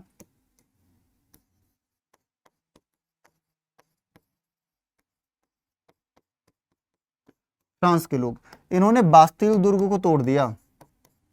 किसे, ठीक है, बास्तिल दुर्ग को तोड़ दिया। और आप देखोगे ये क्या था, जो बास्तिल दुर्ग था, ये राजा की निरंकुशता का प्रतीक था। याद रखना, ये राजा की निरंकुशता का प्रतीक था।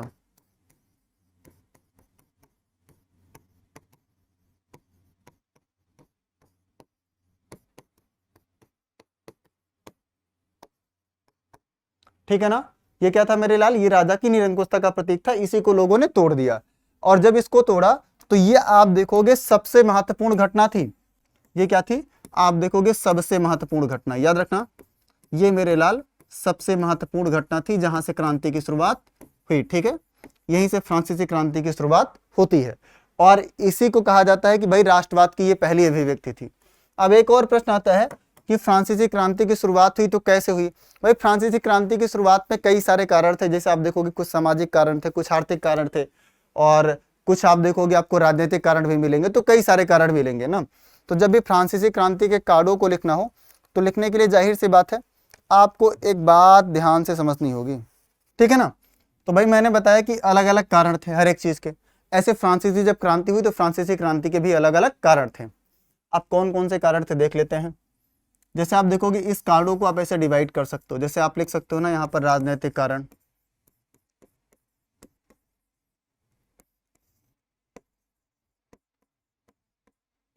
इधर आप लिख लो यहाँ पर आर्थिक कारण,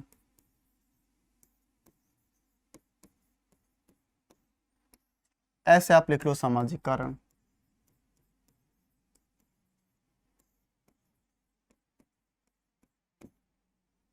इधर आप एक और बढ़ा कर लिख लो तात्कालिक कारण,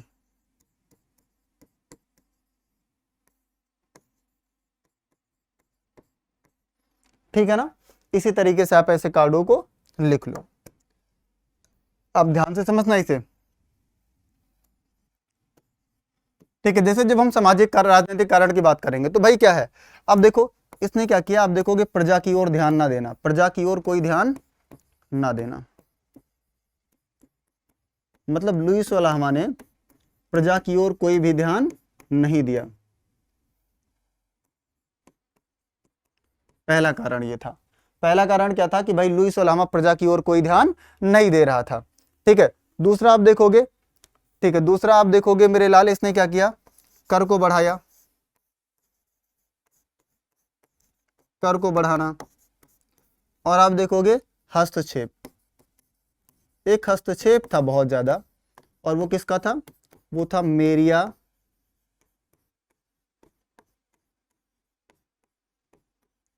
एंतोइनेंट का। इनका बहुत हस्तक्षेप था, क्योंकि जब एक बार ऐसा होता है कि फ्रांस की आर्थिक स्थिति खराब होती है तो राजा के लुईस वल्हामा क्या करते हैं, अपना फाइनेंस मिनिस्टर बदल देते हैं, और जब नया फाइनेंस मिनिस्टर आता है तो वो एनालाइज करता है, एनालाइज करके बताता है लुईस वल्हामा को कि भाई रानी की जो है तुम्हारी, उनके खर्चे बहुत हैं, थोड़ा सा इस पर प्रतिबंध लगा दिया जाए। रानी क्या करती है, लुईस वल्हामा से कह करके उस फाइनेंस मिनिस्टर को ही हटवा देती हैं। तो कहीं ना कहीं इनका हस्तक्षेप था, और इनके हस्तक्षेप के कारण ही फ्रांस की क्रांति हुई, ये भी एक बड़ा कारण बना ना, ठीक है। आगे आप देखोगे तो आर्थिक कारण में क्या था, खाली राजकोष, ये सारी हेडिंग्स बता रहा हूँ, इसी को थोड़ा थोड़ा डिटेल कर लेना है, खाली राजकोष। दूसरा आप देखोगे खाली राजकोष के अलावा, ठीक है, अधिक कर्ज, अधिक कर्ज, फसल का खराब होना,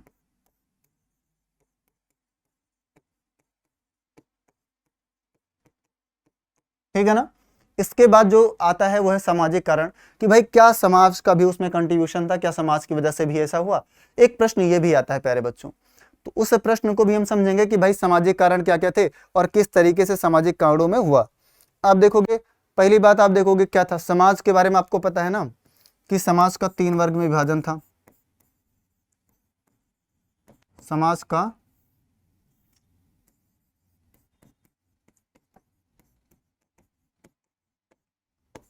3 स्टेट में विभाजन, ये एक बड़ा कारण था, समाज का 3 स्टेट में विभाजन।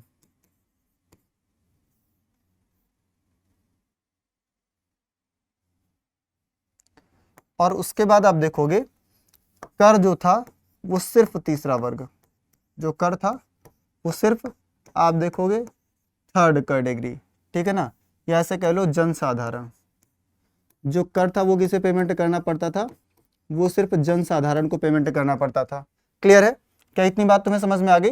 अब एक चीज और होती है, घटना फ्रांस में घटती है जो एकदम बिल्कुल तात्कालिक कारण बन करके सामने आई, और वो घटना कौन सी थी, आप देखोगे ना एक हिसाब से देखो तो 1788 में क्या हुआ था मेरे लाल, फ्रांस की जो फसल है वो खराब हो गई थी, याद रखना, ठीक है ना। 1788 में क्या हुआ था, 1788 फ्रांस में अकाल,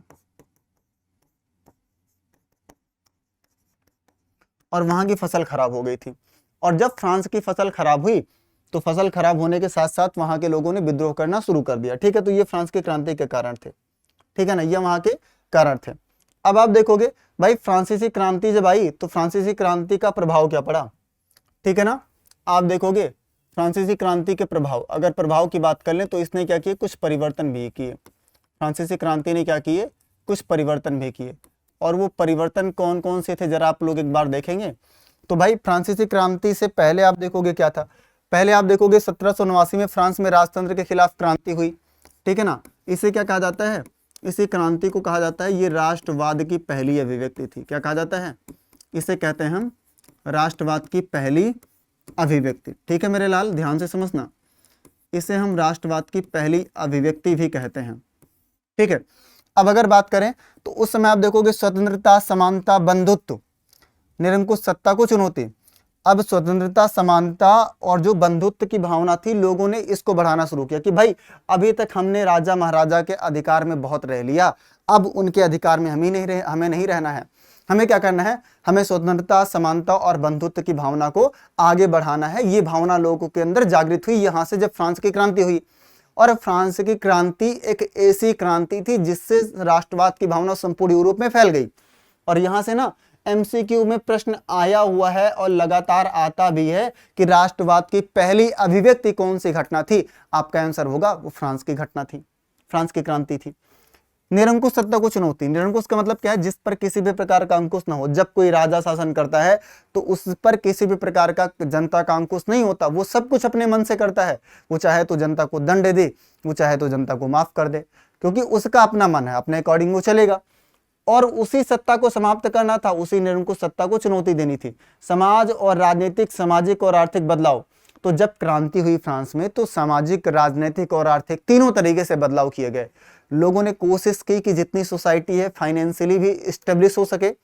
ठीक है ना, और आप देखोगे सोशली भी बदलाव हो सके, मतलब हर तरीके से परिवर्तन हो सके, और परिवर्तन का लोगों ने प्रयास भी करा।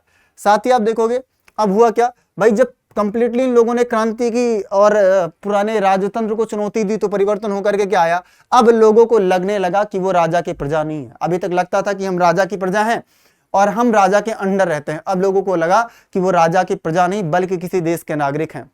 वो अब किसी राजा की प्रजा नहीं बल्कि किसी देश के नागरिक हैं। ये बात लोगों को लगनी शुरू हुई। और आप देखोगे राष्ट्रीय प्रतीकों का जन्म, अब लोगों को यूनाइट करने के लिए, कैसे आप यूनाइट करोगे, तो यूनाइट करने के लिए जरूरी है कि झंडा आपके पास हो, राष्ट्रगान हो। आप देखोगे जब तिरंगे की बात आती है तो हर कोई सामने खड़ा हो जाता है, हर कोई एग्री हो जाता है कि भाई ये तिरंगा है, सम्मान करेंगे इसका। राष्ट्रगान बजता है, सब खड़े हो जाते हैं सम्मान में, क्योंकि ये ऐसी चीजें हैं जो हमारे अंदर राष्ट्रीय एकता की भावना को बढ़ावा देती हैं।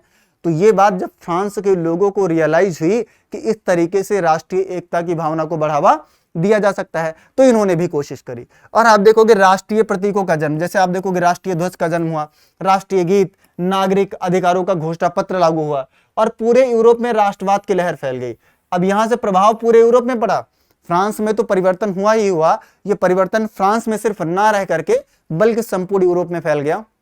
इसका प्रभाव संपूर्ण यूरोप में पड़ा, पूरे यूरोप पर पड़ा। और आप देखोगे ना मेरे लाल, ठीक है, स्वतंत्रता आंदोलनों को प्रेरणा मिली और पूरे यूरोप में जितने भी स्वतंत्रता आंदोलन हो रहे थे उन सभी को प्रेरणा मिली।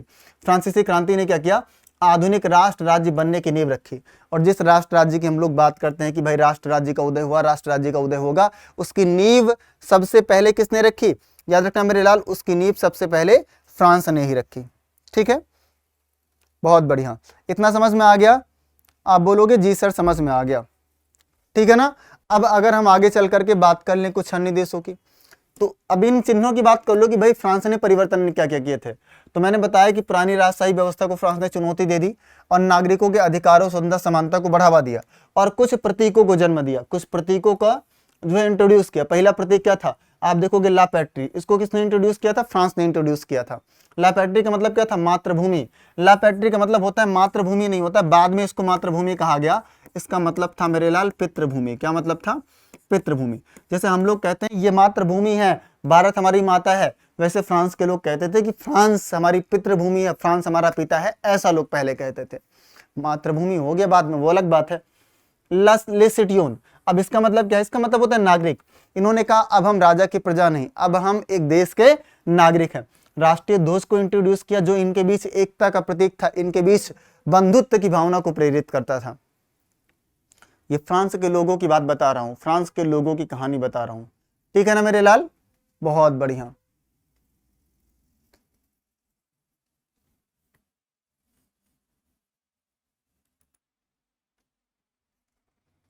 ठीक है ना, तो ये सारी चीजें किसने इंट्रोड्यूस करी, फ्रांस ने इंट्रोड्यूस करी। अब थोड़ा सा आगे बढ़ेंगे तो भाई बात कर लेंगे हम लोग फ्रांसीसी क्रांति और राष्ट्रवाद की, कि फ्रांसीसी क्रांति ने क्या किया। अब इसने कई सारे प्रशासनिक सुधार भी किए। आप देखोगे एक केंद्रीकृत प्रशासनिक व्यवस्था फ्रांस ने लागू करी, ठीक है। ये व्यवस्था किसने शुरू की, फ्रांस ने शुरू की, कि भाई फ्रांस का शासन अब कैसे चलेगा, एकदम बिल्कुल सेंट्रलाइज्ड एडमिनिस्ट्रेशन होगा।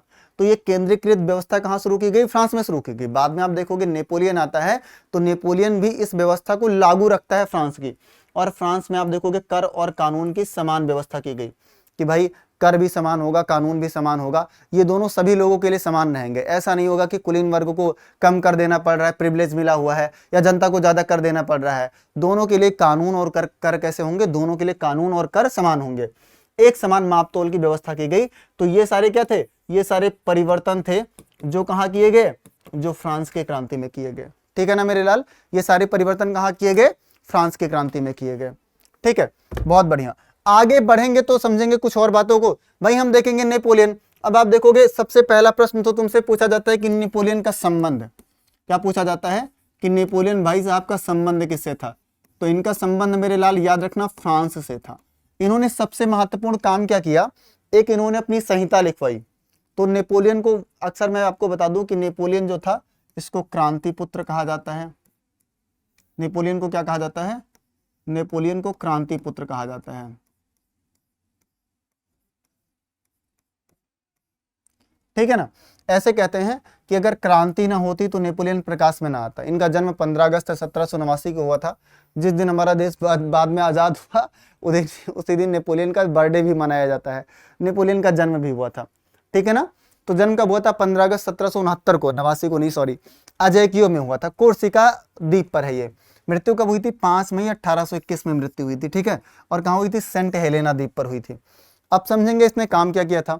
तो भाई नेपोलियन कब आया, याद रखना नेपोलियन 1804 गद्दी पर कब बैठा। ठीक है ना, फ्रांस की गद्दी पर ये कब बैठा, 1804 में।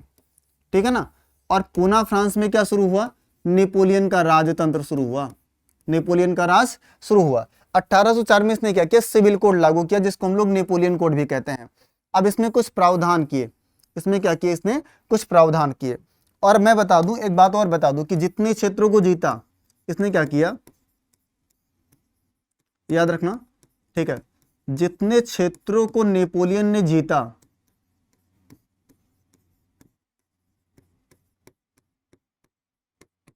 हर क्षेत्र में लागू किया। इसने क्या किया, जितने क्षेत्रों को जीता हर क्षेत्र में इसे लागू किया। और साथ ही आप देखोगे कानून के सामने समानता। ठीक है ना, अब इसमें क्या क्या महत्वपूर्ण प्रावधान किए गए थे। इसने कहा कि कानून के सामने जो है प्रत्येक व्यक्ति कैसा होगा, समान होगा। मतलब कानून के सामने किसी के साथ भी किसी भी प्रकार का भेदभाव नहीं किया जाएगा। दूसरी बात इसने कही संपत्ति के अधिकारों की सुरक्षा, कि भाई जो संपत्ति का अधिकार है लोगों का वो सुरक्षित रहेगा। और सामंती रुकावटों और शुल्कों का अंत। और साथ ही आप देखोगे एक मुद्रा, जैसे पहले क्या था, पहले आप देखोगे बहुत सारी मुद्राएं हुआ करती थी, इसने सभी मुद्राओं को हटा करके एक मुद्रा लागू कर दी। इसने कहा आप सिर्फ एक मुद्रा ही चलेगी। और साथ ही आप देखोगे व्यापार और परिवहन को सरल बनाने के लिए भी प्रयास किए। तो नेपोलियन ने कई सारे सुधार किए, और इन सुधारों को सिर्फ इसने फ्रांस में ना लागू करके बल्कि जिन क्षेत्रों को जीतता था उन क्षेत्रों पे लागू करता था नेपोलियन। और इसीलिए आप देखोगे एक समय आता है कि जितने लोग थे वो सारे के सारे नेपोलियन के अगेंस्ट हो जाते हैं। अब अगर मैं बात करूंगा यूरोप में राष्ट्रवाद के जड़ों की, तो भाई आप देखोगे, ध्यान से समझना, अब देखोगे राष्ट्रवाद के जड़ों की अगर बात करें तो भाई कुछ महत्वपूर्ण कारणों से राष्ट्रवाद का उदय होता है। राष्ट्रवाद की जड़ें जो थी आप देखोगे मजबूत थी, क्या थी, मजबूत थी। कब, 19वीं सदी में, याद रखना 19वीं सदी में यूरोप में राष्ट्रवाद की जड़ें मजबूत थी। और इनके ट्रेसेस हमें जर्मनी में देखने को मिलेंगे, इटली में देखने को मिलेंगे, स्विट्जरलैंड में। अब यहाँ पर आप देखोगे अनेक स्वतंत्र राज्य थे, मतलब कई सारे छोटे छोटे राज्य थे जहां पर किसी वंश का शासन था। ठीक है ना, वहां के अलग अलग शासक थे, अलग अलग उनका कानून था, अलग अलग मुद्राएं थी, कोई राजनीतिक एकता नहीं थी, ये सारी चीजें थी। इनकी राजनीतिक एकता नहीं थी, पर एक चीज इनके बीच समान थी, इनकी साझा सांस्कृतिक परंपराओं। अब आप देखोगे एक टर्म और आता है ना, मैं आपको बता दूं, ठीक है, रूमानीवाद। क्या आता है? रूमानीवाद। ठीक है, क्या आता है? रूमानीवाद। इसका मतलब क्या है कि सांस्कृतिक रूप से एक होना। इसका मतलब क्या होता है? आप देखोगे सांस्कृतिक रूप से एक होना, सांस्कृतिक रूप से एक होना, या एक ऐसी विचारधारा है जो सांस्कृतिक एकता की बात करती है, रूमानीवाद। तो कहीं ना कहीं इसका संबंध आप देखोगे रूमानीवाद से है। इन्होंने क्या कहा कि इनकी जो साझा संस्कृति है, इनकी परंपराएं हैं, वो कैसी हैं? साझा हैं, सेम है। साथ ही आप देखोगे इतिहास इनका कैसा है? इतिहास साझा है। भाषा इनकी कैसी है? साझा है। तो इनके बीच डिफरेंस है, अलग अलग कानून है, अलग अलग शासक यहाँ शासन करते हैं, पर कहीं ना कहीं कुछ ना कुछ समानता ही है। और जो इनके बीच समानता थी, उसी समानता से उत्पन्न होती है राष्ट्रवाद की भावना इनमें। उसी से क्या उत्पन्न होता है मेरे लाल? उसी से इसमें राष्ट्रवाद की भावना उत्पन्न होती है। अब राष्ट्रवाद के उदय के कारण क्या थे? एक प्रश्न और आपके दिमाग में आता है कि सर राष्ट्रवाद के उदय के कारण क्या थे? देखो, सबसे पहला कारण था मध्य वर्ग का उदय। वैसे जब भी मध्य वर्ग की आप बात करोगे तो ये जो मध्य वर्ग है ना, ये सिर्फ मध्य वर्ग नहीं होता मेरे लाल, ये शिक्षित वर्ग होता है। ये कैसा वर्ग होता है? इसी में शिक्षित वर्ग भी आते हैं। जितने टीचर हो गए, जितने वकील हो गए, जितने भी अधिकारी हो गए, वो सारे किस में आते हैं? मध्य वर्ग में ही आते हैं। तो ये शिक्षित वर्ग था। और जो शिक्षित वर्ग होता है, सबसे पहले विचारों की बात ये करता है, नए नए विचारों को देता है, नए नए विचारधाराओं को, नए नए कॉन्सेप्ट को देने का काम कौन करता है? ये मध्य वर्ग ही करता है। कौन करता है मेरे लाल? मध्य वर्ग ही करता है। इतनी बात समझ में आ गई? आप बोलोगे जी सर समझ में आ गई, ठीक है ना? ध्यान से समझना। तो पहला कारण क्या था भाई? किसके कारण राष्ट्रवाद का उदय हुआ यूरोप में? तो मध्य वर्ग का। जब ये मध्य वर्ग प्रकाश में आया, जब लोगों ने व्यापार करना शुरू किया, औद्योगिकरण हुआ, औद्योगिकरण में लोगों को काम मिला, लोगों ने व्यापार किया। अब जब लोगों ने व्यापार किया तो मध्य वर्ग का उदय हुआ, या इसको वाणिज्यिक वर्ग भी कहा जाता था। और इस मध्य वर्ग ने लोगों को बताया कि हमारा अपना राष्ट्र होना चाहिए और राजतंत्र हटना चाहिए और हमारे यहाँ जनतंत्र आना चाहिए। उसके बाद आप देखोगे उदारवाद की विचारधारा। अब उदारवाद जो है कई तरीके का होता है। एक राजनीतिक उदारवाद होता है, सांस्कृतिक उदारवाद होता है, सामाजिक उदारवाद होता है, कई तरीके के उदारवाद होते हैं। तो उदारवाद का मतलब क्या है? ये समानता की बात करता है, ये एकता की बात करता है, ये बंधुत्व की बात करता है, ये भाईचारे की बात करता है। ये है उदारता, ठीक है। तो उदारता का उत्पन्न होना एक बड़ा कारण था, उदारवाद की विचारधारा का उत्पन्न होना राष्ट्रवाद को बढ़ाने के लिए एक बड़ा कारण था। साथ ही आप देखोगे रूढ़िवाद की नई विचारधारा और वियना की संधि, ठीक है। अब ये जो वियना की संधि थी ना, इससे आप देखोगे लोगों में और भी गुस्सा आया। मैं बता दूं, लोगों में और भी गुस्सा आया। तो जब वियना की संधि हुई तो पूरे जो राजा महाराजा थे उनका प्रयास ये था कि जो जनतंत्र है, जो जनता का शासन है, उस जनता के शासन को दबा दिया जाए, हटा दिया जाए। जो राष्ट्रवाद की भावना लोगों के मन में तनिक तुनिक सा उत्पन्न हो रही है, उस भावना को दबा दिया जाए और दोबारा से राजतंत्र लागू कर दिया जाए। इसीलिए इन्होंने वियना संधि करी 1815 में। पर ये वियना संधि भारी पड़ गई इन पर, मतलब उल्टा इसका प्रभाव पड़ गया। और आप देखोगे अंततः क्रांति भी हो गई, ठीक है। और क्रांतिकारियों का उदय, कई सारे क्रांतिकारी, जैसे आपने नाम सुना होगा मेस्सिनी का, जोसेफ मेस्सिनी भाई साहब का। मेस्सिनी भी क्या था? एक क्रांतिकारी था। उस क्रांतिकारी के उदय की कहानी भी बड़ी अजीब है कि भाई वो बचपन से ही क्रांतिकारी था, क्रांतिकारी विचारधारा का था। उसने कई सारे प्रयास करना शुरू कर दिए थे। कई बार ऐसा हुआ कि उसको देश से भी निकाल दे दिया गया, निकाह से दे गया, पर कोई बात नहीं, चिल था वो एकदम कि ठीक है कोई बात नहीं, मैनेज कर लेंगे, वी विल मैनेज इट, ठीक है ना। अब आगे आप देखोगे यूरोप में राष्ट्रवाद के उदय के कारणों में सबसे पहला वर्ग जो था, जिसको हम कहते हैं नए मध्य वर्ग का उदय। तो भाई एक प्रश्न आता है कि नए मध्य वर्ग में शामिल कौन कौन सा था? आप देखोगे व्यापारी शामिल थे, ठीक है ना। इसमें औद्योगिक वर्ग था, जिसको हम क्या कहते हैं? जिसको हम लोग वाणिज्यिक वर्ग भी कहते हैं, याद रखना, जिसको हम वाणिज्यिक वर्ग भी कहते हैं, ठीक है। इसके अलावा आप देखोगे पेशेवर, वकील, शिक्षक, डॉक्टर, ये सारे शामिल थे। अब कुल मिला के आप कह लो ये लोग कैसे थे? ये लोग शिक्षक थे। ये लोग कैसे थे? शिक्षक थे। और यह वर्ग राष्ट्रवाद का सबसे बड़ा समर्थक था, क्योंकि ये चाहते थे कि क्या हो, इनका मानना था कि जो राजतंत्र है ये समाप्त होना चाहिए, इसकी जगह क्या आना चाहिए? इसकी जगह जनतंत्र आना चाहिए। इनका मानना यह था इसकी जगह जनतंत्र आना चाहिए। तो ये एक बड़ी चीज थी, ये एक बड़ा कारण था, ठीक है ना, कि जिसकी वजह से राष्ट्रवाद का उदय हुआ। अब अगर नए मध्य वर्ग की बात कर ले कि भाई ये नया मध्य वर्ग आया कहां से, इसका नए मध्य वर्ग का उदय कहां से हुआ, तो ध्यान से समझना। नए मध्य वर्ग के उदय होने का कारण, सबसे पहला कारण यह था अंग्रेजी शिक्षा का प्रचार प्रसार, कि जब अंग्रेजी शिक्षा बढ़ी, लोगों ने शिक्षा ग्रहण की, तो लोगों को ऑप्शन मिले कि अगर हम राजतंत्र को हटाएंगे तो ये वाला लोकतंत्र स्थापित करेंगे, ये व्यवस्था स्थापित कर सकते हैं। ठीक है ना। साथ ही आप देखोगे रेल, पोस्ट, टेलीग्राफ, उद्योग और व्यापार का विकास। जब इन चीजों का विकास होगा तो दो काम होंगे, पहला तो लोगों को क्या मिलेगा, रोजगार मिलेगा। दूसरा आप देखोगे कि जो इंफॉर्मेशन है, याद रखना कि जो भी इंफॉर्मेशन है उसको क्या कर पाएंगे, लोग पास कर पाएंगे, मतलब एक दूसरे के पास तक ट्रांसफर कर पाएंगे, जैसे एक व्यक्ति से दूसरे व्यक्ति के पास भेज पाएंगे पूरी इंफॉर्मेशन को। ठीक है। साथ ही आप देखोगे सरकारी नौकरियों में नए अवसर, जैसे क्लर्क, शिक्षक, वकील बनना लोगों का, और प्रिंट मीडिया, इसमें आप देखोगे अखबार, पत्रिकाओं इत्यादि का विस्तार, इनका विकास होना।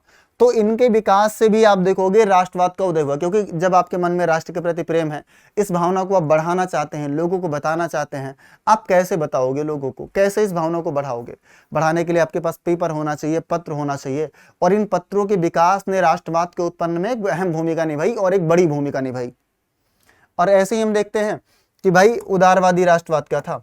अब आप देखोगे यूरोप में राष्ट्रवाद के उदय के कारणों में उदारवादी राष्ट्रवाद आपको मिलेगा, राजनीतिक उदारवाद आपको मिलेगा। तो पहला आप देखोगे उदारवादी राष्ट्रवाद है क्या। अब ये जो उदारवादी राष्ट्रवाद है, ये स्वतंत्रता की बात करता है, ये समानता की बात करता है, न्याय की बात करता है। और इनका कहने का मतलब था कि जो हमारे यहाँ शासन व्यवस्था हो वो संविधान आधारित हो। ये क्या कहते थे कि इनके यहाँ शासन व्यवस्था कैसी होनी चाहिए, संविधान आधारित शासन व्यवस्था होनी चाहिए।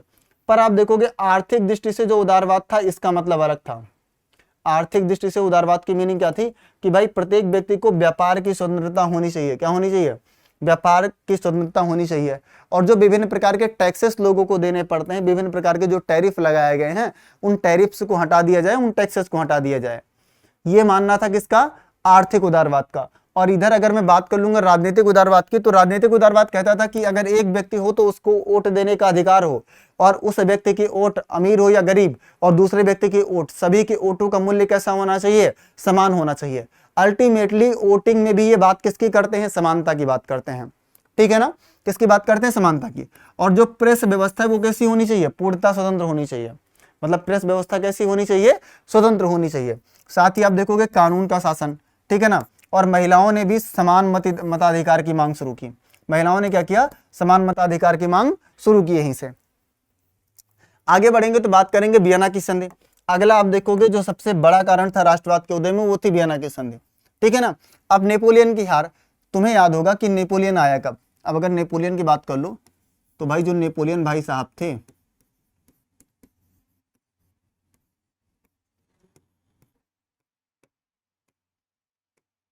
(1804) में शासक बना। इसने क्या किया? यूरोप के कई क्षेत्रों को जीता।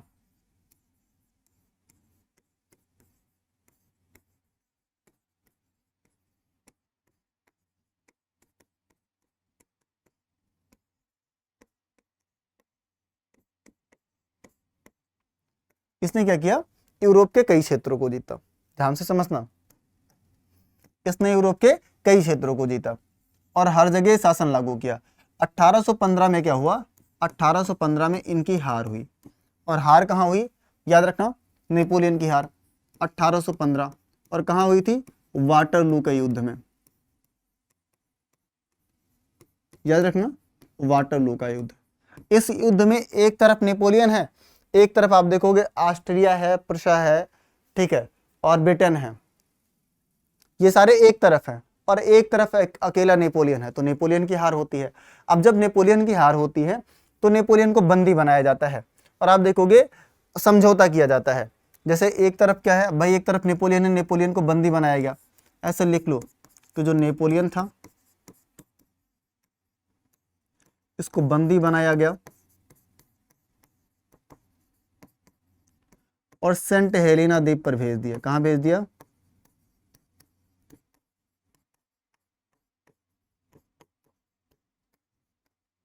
सेंट हेलेना द्वीप पर भेज दिया इसको, ठीक है ना, नेपोलियन को भेज दिया। अब आप देखोगे इसके साथ ही 1815 में फिर जो राजा लोग थे उन्होंने क्या कहा कि नेपोलियन ने जिन जिन देशों को जीता उसकी तो शासन व्यवस्था को दोबारा से उसने चौपट कर दिया, बदल दिया है। तो हम लोग क्या करते हैं, एक संधि करते हैं, वापस दोबारा से सभी देशों को बुलाते हैं और जहां पर जिस राजा का शासन था उस राजा के शासन को पुनः बहाल करते हैं। जैसे नाम ही क्या है, आप देखोगे इसको हम रूढ़िवाद क्या कहते हैं? क्या कहते हैं? ठीक है, रूढ़िवाद कहते हैं। अब रूढ़िवाद का मतलब ही यही था कि जो पुरानी विचारधारा थी, जो विचारधारा ये कहती थी कि राजा महाराजा का शासन होना चाहिए, उसी पुरानी विचारधारा को बहाल करना और राजा महाराजा का शासन लेकर के आना, यही मेन कारण था, ठीक है ना। इसीलिए इसको क्या कहा गया, रूढ़िवाद कहा गया। और आप देखोगे वियना की संधि के कुछ मुख्य उद्देश्य रखे गए कि भाई जब ये संधि होगी तो क्या होगी, राजतंत्र की पुनर्स्थापना करेंगे। जैसे अगर आप देखोगे फ्रांस की बात करोगे तो फ्रांस में दोबारा से किसको लाया जाएगा भाई, फ्रांस में वापस से बूर्बो वंश को लाया जाएगा। किसे लाया जाएगा, बूर्बो वंश को लाया जाएगा।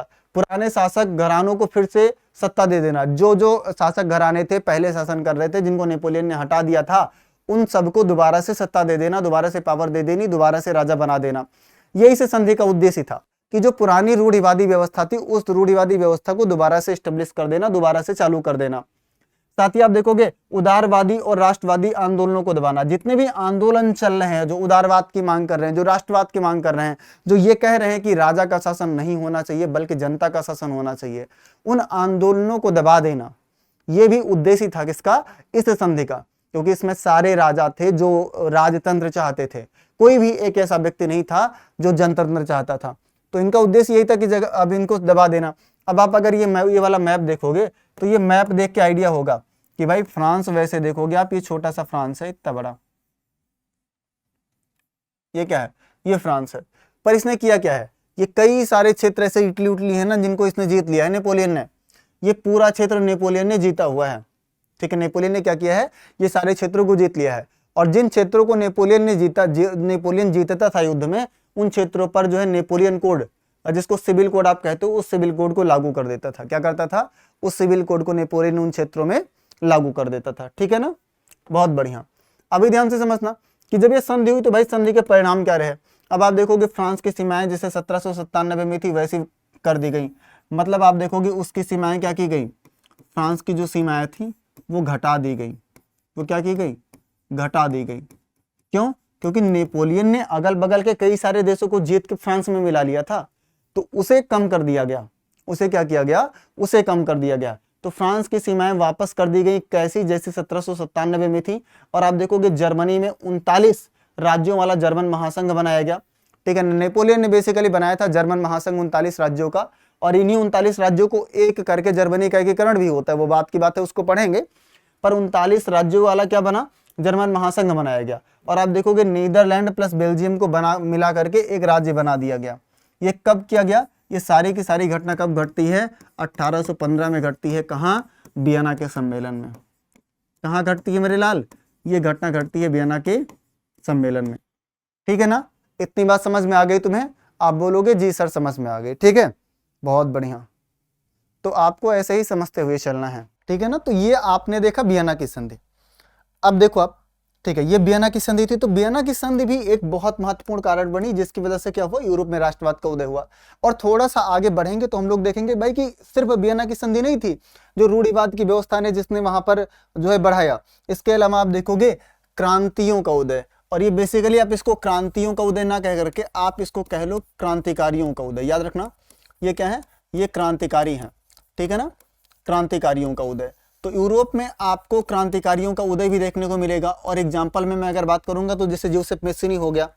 एग्जाम्पल में आप क्या देखोगे, एग्जाम्पल में आप देखोगे जैसे ज्यूसेप मेस्सीनी हो गया, ठीक है ना।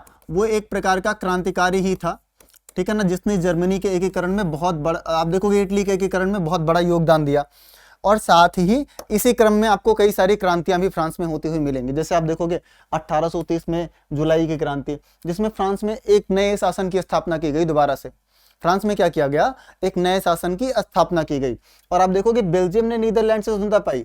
तो ऐसा नहीं है कि सिर्फ और सिर्फ क्रांतियां यूरोप में हो रही थी, फ्रांस में हो रही थी, बल्कि यूरोप के अन्य भागों में भी हो रही थी। जैसे एग्जाम्पल आपने देखा ही कि बेल्जियम ने नीदरलैंड से स्वतंत्रता पाई, और पोलैंड में भी लोगों ने विद्रोह कर दिया। और पोलैंड में जब विद्रोह किया तो विद्रोह का जो रूपक लोगों ने बनाया वो पॉलिश भाषा को बनाया। इनकी जो पॉलिश भाषा थी पोलैंड की, उस भाषा से विद्रोह किया लोगों ने। आप अब समझ सकते हैं, अंदाजा लगा सकते हैं कि किस तरीके से कल्चर, संस्कृति, भाषा, इतिहास ये विद्रोह का कारण बन जाते हैं, ठीक है ना। आगे आप देखोगे इटली और जर्मनी में भी आंदोलन।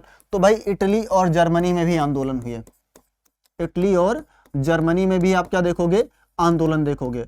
और भाई इटली और जर्मनी इन दोनों का क्या हुआ, इन दोनों का एकीकरण हुआ इसी आंदोलन के फलस्वरूप। और ये एकीकरण जो है ना, ये बहुत इंपॉर्टेंट है, याद रखना, ये मेरे लाल इंपॉर्टेंट है, क्योंकि यहां से हर साल एक आध प्रश्न आता ही आता रहता है, हर साल प्रश्न आएगा, हो ही नहीं सकता ना आए। और एक प्रश्न तो ऐसा है कि भाई जर्मनी के एकीकरण में सबसे ज्यादा महत्वपूर्ण भूमिका किसकी थी? ऑटो वन बिस्मार्क की। ये ऐसा एमसीक्यू है जो हर बार आ ही जाता है, किसी न किसी पेपर में आ जाएगा, पूछ लिया जाएगा, 100% पूछा जाएगा, आएगा, ये ऐसा क्वेश्चन है। ठीक है, अब ध्यान से समझना। इसी के साथ आप देखोगे ग्रीस की अगर बात कर लें, ठीक है, किसकी बात कर लें? ग्रीस की बात कर लें, जिसको आप क्या कहते हो? जिसको आप यूनान भी कहते हो। क्या कहते हो? यूनान भी कहते हो। और ये जो यूनान है ना मेरे लाल, इसको हम क्या कहते हैं? इसको हम कहते हैं यूरोपीय सभ्यता का पालना। याद रखना, इसको क्या कहा जाता था? इसको यूरोपीय सभ्यता का पालना कहा जाता था। यूरोपीय सभ्यता का पालना कहा जाता था यूनान को। ठीक है ना। अब इसने भी क्या किया? इसने भी जो है, ये पहले तो उस्मानी गणराज्य का हिस्सा था। उस्मानी जिसको तुम लोग क्या कहते हो? जिसको तुम लोग ऑटोमन साम्राज्य कहते हो। तो पहले तो ऑटोमन साम्राज्य का हिस्सा था। फिर इसने क्या किया? इसने भी स्वतंत्रता के लिए प्रयास किया। और जब इसने प्रयास किया, ग्रीस ने या यूनान ने, तो इसके साथ बाकी जो संपूर्ण यूरोप के राष्ट्रवादी लोग थे वो इसका साथ देने लगे। उनकी सहमति इसके साथ थी कि अगर ये प्रयास कर रहा है तो इसको स्वतंत्रता मिलनी चाहिए। इसने संघर्ष करना कब शुरू किया? याद रखना मेरे लाल, 1821 में संघर्ष करना शुरू किया। और आप देखोगे 1832 में एक संधि हुई। संधि का क्या नाम था? संधि का नाम था कुस्तुनतुनिया की संधि। याद रखना, कुस्तुनतुनिया की संधि, कुस्तुनतुनिया की संधि। और इस संधि में, ठीक है ना, इस संधि में स्वतंत्रता मिली। इस संधि में किसे स्वतंत्रता मिली? इस संधि में स्वतंत्रता मिली। और स्वतंत्रता किसे मिली? तो इस संधि में स्वतंत्रता मिली यूनान को। याद रखना, इस संधि में मेरे लाल यूनान को स्वतंत्रता मिली। ठीक है ना।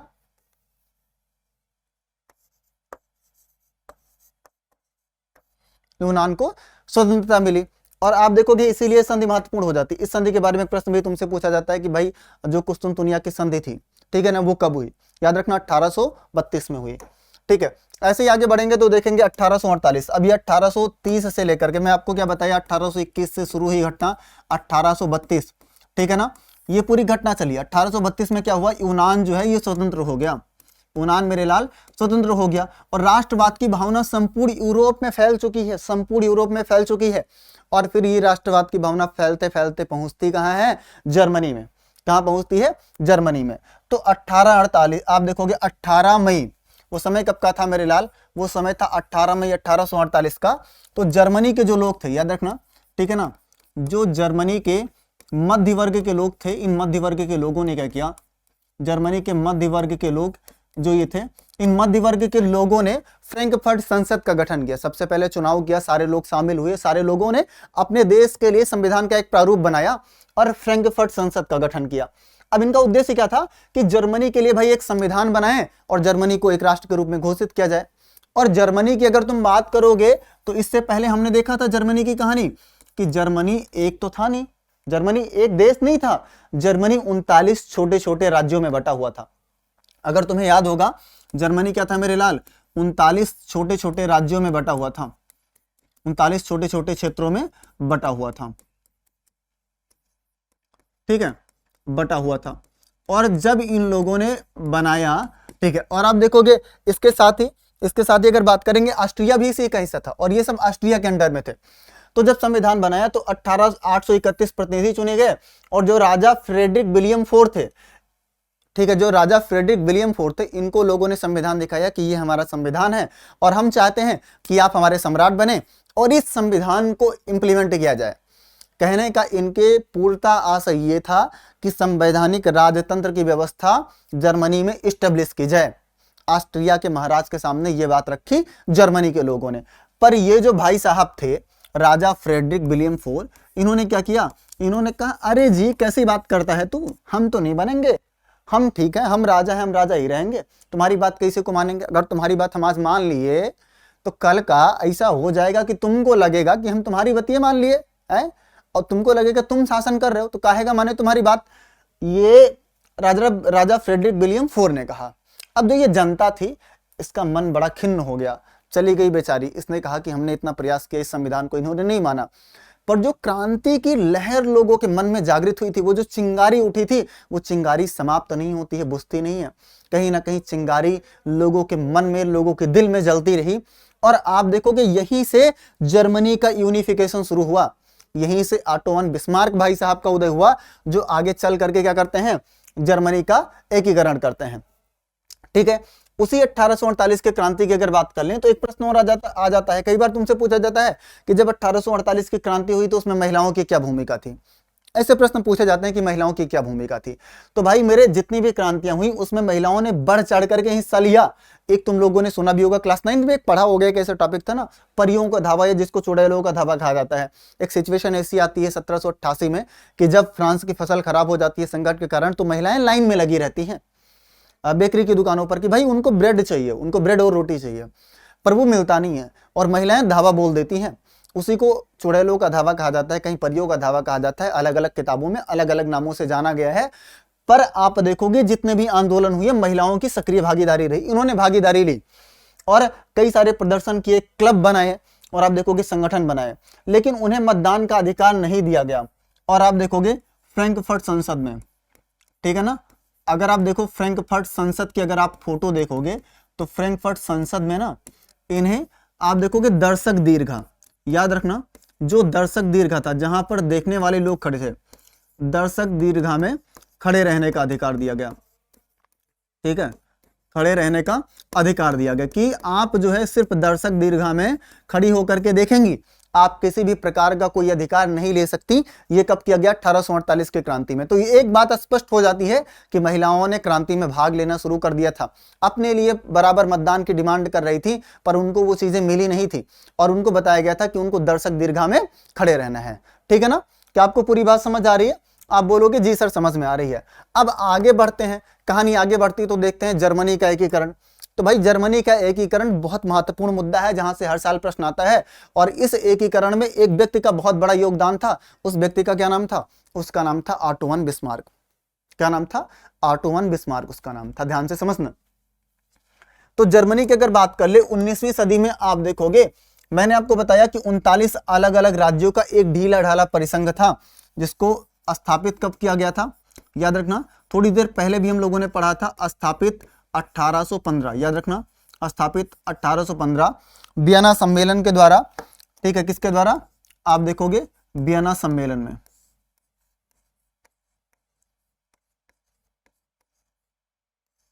ठीक है ना, 1815 वियना सम्मेलन में इसकी स्थापना की गई। बात इतनी समझ में आई?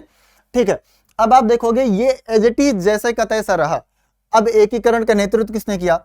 तो भाई ये जो आप देखोगे 39 परिसंघ थे, याद रखना, जो 39 अलग अलग परिसंघ थे, इन्हीं में से एक, याद रखना,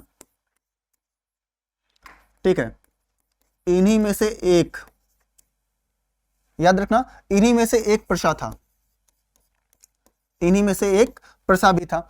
और प्रसा ने क्या किया? प्रसा ने इस एकीकरण का नेतृत्व किया। याद रखना मेरे लाल, प्रसा ने क्या किया था? इस एकीकरण का नेतृत्व किया था। ठीक है, बहुत बढ़िया। और आप देखोगे उसी प्रसा का एक चांसलर था, और उस चांसलर का क्या नाम था? उस चांसलर का नाम था ऑटो वन बिस्मार्क। ठीक है ना, उसका नाम था ऑटो वन बिस्मार्क।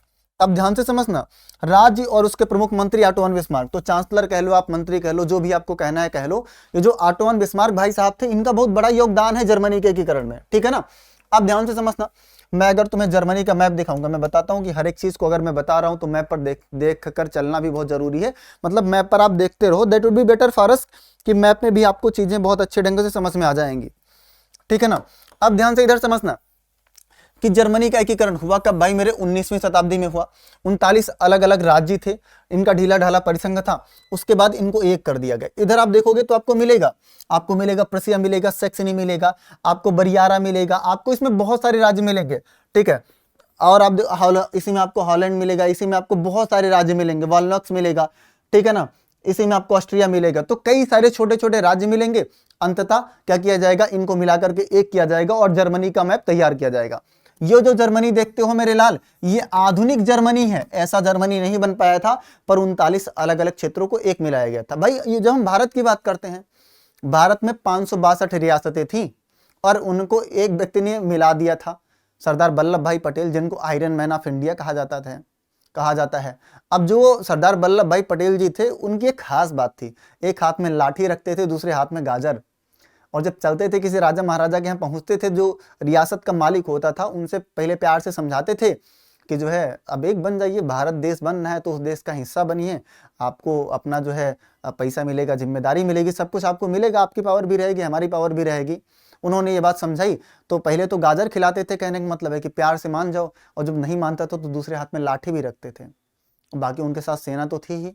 तो कुल मिलाकर के 562 रियासतों को एक साल के अंदर उन्होंने मिला लिया, और आप देखोगे 39 अलग अलग क्षेत्रों को मिलाने में ना हालत खराब हो गई थी ऑटोन बिस्मार्क की।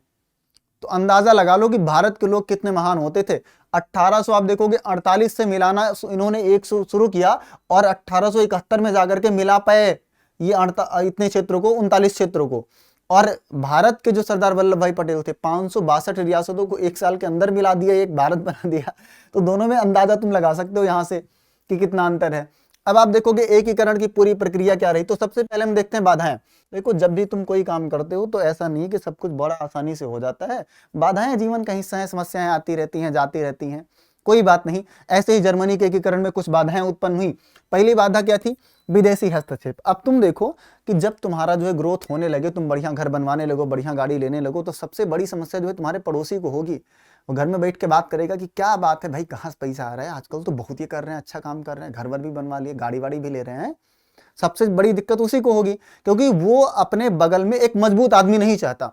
सेम स्थिति कहाँ थी? सेम स्थिति आप देखोगे जर्मनी में थी, कि जो ऑस्ट्रिया था, ये जर्मनी के जस्ट बगल में एक देश था, ये ऑस्ट्रिया बिल्कुल भी नहीं चाहता था कि इसके बगल में एक जर्मनी जैसा शक्तिशाली देश बने। ये चाहता था जर्मनी जैसे टुकड़ों टुकड़ों में बंटा है वैसे ही बंटा रहे। आगे आप देखोगे तो आंतरिक विभाजन। इसके अलावा जर्मनी को मैंने बताया, अगर 39 छोटे छोटे राज्यों में ये जर्मनी बटा हुआ है ना, तो बड़ी समस्या है। 39 राज्यों में बटा हुआ है, और ये 39 राज्य अपने आप में समझते हैं कि ये हमारा देश है, ये हमारा देश है, आपस में लड़ भिड़ रहे हैं। इनके बीच कोई यूनिटी नहीं है, कोई एकता नहीं है।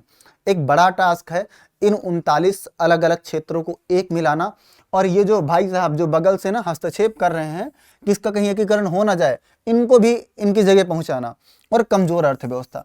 अब भाई जाहिर सी बात है, अगर तुम जो है बंटे रहोगे, बटोगे तो कटोगे, वो बात तो आप जानते ही हो कि जब इस तरीके से 39 अलग अलग क्षेत्रों में ये बटा रहेगा तो कहीं ना कहीं इसकी अर्थव्यवस्था भी तो कमजोर ही रहेगी ना।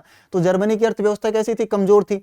सबसे मजबूत इन लोगों में अगर बात करें तो प्रशा ही था, और प्रशा मजबूत था, इसीलिए जर्मनी के एकीकरण का नेतृत्व भी किसने शुरू किया?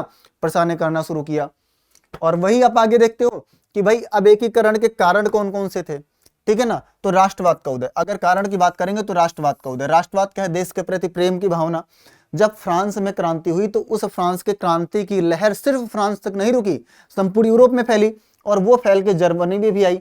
तो नेपोलियन के आक्रमणों के बाद जर्मन भाषी क्षेत्रों में राष्ट्रीयता की भावना बलवती हुई। बलवती होने का मतलब यही है कि जो राष्ट्र के प्रति प्रेम की भावना थी वो लोगों के अंदर बढ़ती चली गई।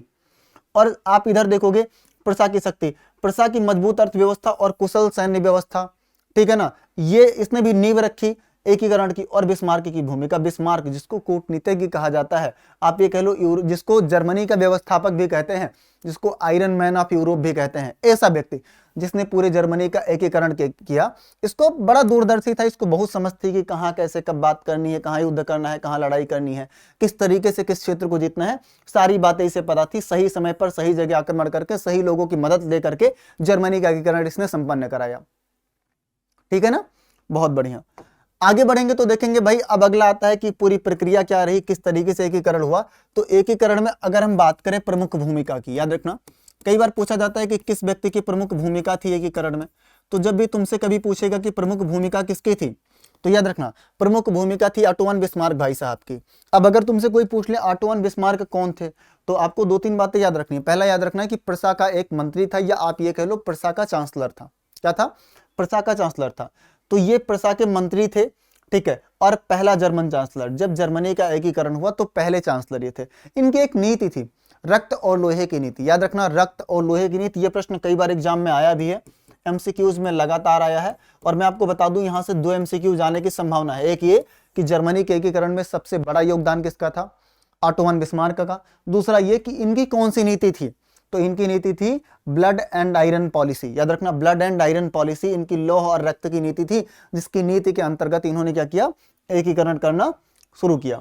अब आगे आप देखोगे जर्मनी का एकीकरण। तो भाई जर्मनी के एकीकरण के लिए मैं आपको बताया ना कि सबसे पहले तो आप पृष्ठभूमि लिखोगे, हमेशा जब भी लिखोगे तो क्या लिखोगे, पृष्ठभूमि।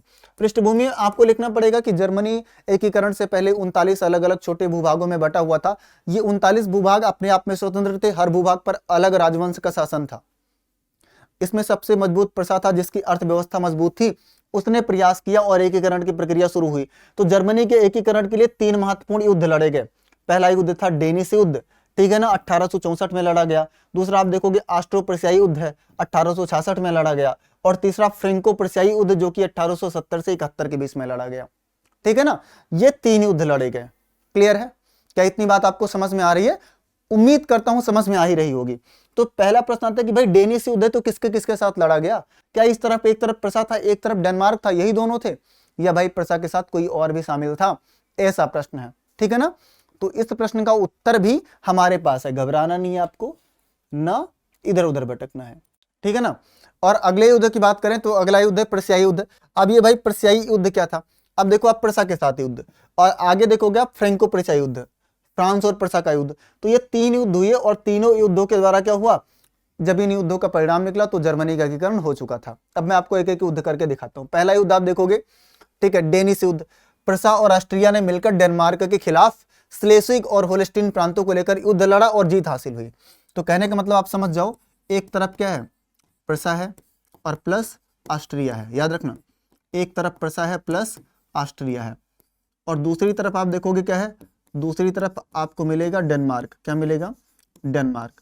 अच्छा, डेनमार्क भाई साहब की इसमें क्या हुई, हार हुई। और जो 2 क्षेत्र थे, याद रखना, जो 2 क्षेत्र थे, एक आप देख रहे हो स्लेस्विग, दूसरा होल्स्टीन, ये दोनों किसके पास आ गए, ये दोनों प्रसा के पास आ गए। तो इन दोनों क्षेत्रों को प्रसा ने जीत लिया और पहला जो इनका मुद्दा था एकीकरण का वो सफल हो गया। इधर आप देख सकते हो कि भाई इधर आपको मिलेगा डेनमार्क, ठीक है ना, और ऊपर आपको इधर आपको मिलेगा डेनमार्क, और आपको ये मिलेगा होल्स्टीन, ये मिलेगा स्लेस्विग, ये मिलेगा होल्स्टीन। इन दोनों क्षेत्रों को मिला लिया गया इधर प्रसा में। और आप देखोगे ऑस्ट्रिया ने भी किसका साथ दिया था, इधर प्रसा का साथ दिया था। तो ये युद्ध था, ठीक है, और ये युद्ध हुआ कब, 1864 में। अगले युद्ध की बात करें तो अगला युद्ध होता है 1866 में। इसमें आप देखोगे कि भाई प्रसा ने पहले, आप देखोगे ऑस्ट्रिया ने पहले प्रसा की मदद की, दोनों ने मिल करके डेनमार्क को हराया। उसके बाद ऑस्ट्रिया ने प्रसा के मामलों में इंटरफेयर करना शुरू कर दिया, ठीक है ना। प्रसा जब भी कोई डिसीजन लेना चाहता था तो उसमें ऑस्ट्रिया का इंटरफेरेंस होता था। तो बिस्मार्क भाई साहब ने सोचा कि पहले ऑस्ट्रिया का काम तमाम करते हैं, ऑस्ट्रिया को साइड करते हैं, उसके बाद एकीकरण की प्रक्रिया को बढ़ाएंगे। तो अगला युद्ध हुआ 1866 में, और 1866 में किसके किसके बीच, एक तरफ प्रसा है और दूसरी तरफ आप देखोगे ऑस्ट्रिया है। दूसरी तरफ क्या है, ऑस्ट्रिया है। और यहीं पर मैं आपको बता दूं इटली का एकीकरण बाद में भी बताऊंगा, पर इटली का एकीकरण, उस तरफ इटली का एकीकरण भी हो रहा है बगल में, इधर जर्मनी का एकीकरण भी हो रहा है। तो इटली ने क्या कहा, अब देखो आप एक क्षेत्र इसके पास है, ठीक है ना, बेनेशिया। मैं आपको बता रहा हूं बेनेशिया किसके पास है, बेनेशिया जो है वो ऑस्ट्रिया के पास है, ठीक है ना, ऑस्ट्रिया के पास है। तो जो है इटली आता है, और इटली क्या कहता है, जब इटली आएगा तो इटली इनसे कहेगा प्रसा से कि भाई हम तुम्हारे साथ युद्ध लड़ेंगे ऑस्ट्रिया के खिलाफ, लेकिन हमें क्या चाहिए कि जब अगर हम दोनों मिल करके युद्ध जीत गए और ऑस्ट्रिया को हरा दिए तो तुम क्या करना, ये जो बेनेशिया है ये मुझे दे देना, ये इटली कहता है। तो इसमें क्या हुआ, हार हुई। याद रखना, इसमें हार हुई, और हार किसकी हुई, ऑस्ट्रिया की। और ये जो बेनेशिया है ना, ये बेनेशिया किसे मिला, इटली को मिला। किसे मिला, इटली को बेनेशिया मिला। और आप देखोगे प्रसा के मामलों में, मैं आपको बता दूं प्रसा को फायदा क्या मिला, प्रसा के मामलों में हस्तक्षेप खत्म। प्रसा के मामलों में इसका जो हस्तक्षेप था वो खत्म हो गया, यहां से क्या हुआ, खत्म हो गया। क्लियर है ना, इतनी बात समझ में आ गई कि भाई इटली ने क्यों मदद की, क्योंकि इटली को बेनेशिया चाहिए था जो ऑस्ट्रिया के पास था। अगर ऑस्ट्रिया हारेगा तो बेनेशिया इटली को मिल जाएगा। 1866 की बात है। अभी जब इटली का एकीकरण मैं आपको बाद में बताऊंगा तो कहीं ना कहीं इस पॉइंट को मेंशन करूंगा कि यहां पर मैंने ये बात बताई थी। मैप में एक बार देख लेते हैं। अब आप ध्यान से देखोगे तो ये वाला जो ब्लू कलर का एरिया देख रहे हो ये प्रसा का एरिया है, और नीचे जो आप देख रहे हो ये जो पूरा एरिया है ये ऑस्ट्रियन एम्पायर है। तो इन दोनों के बीच युद्ध होता है, ठीक है ना, इन दोनों के बीच युद्ध होता है। और इस युद्ध में जीत किसकी होती है, प्रसा की होती है। किसकी होती है, प्रसा की होती है।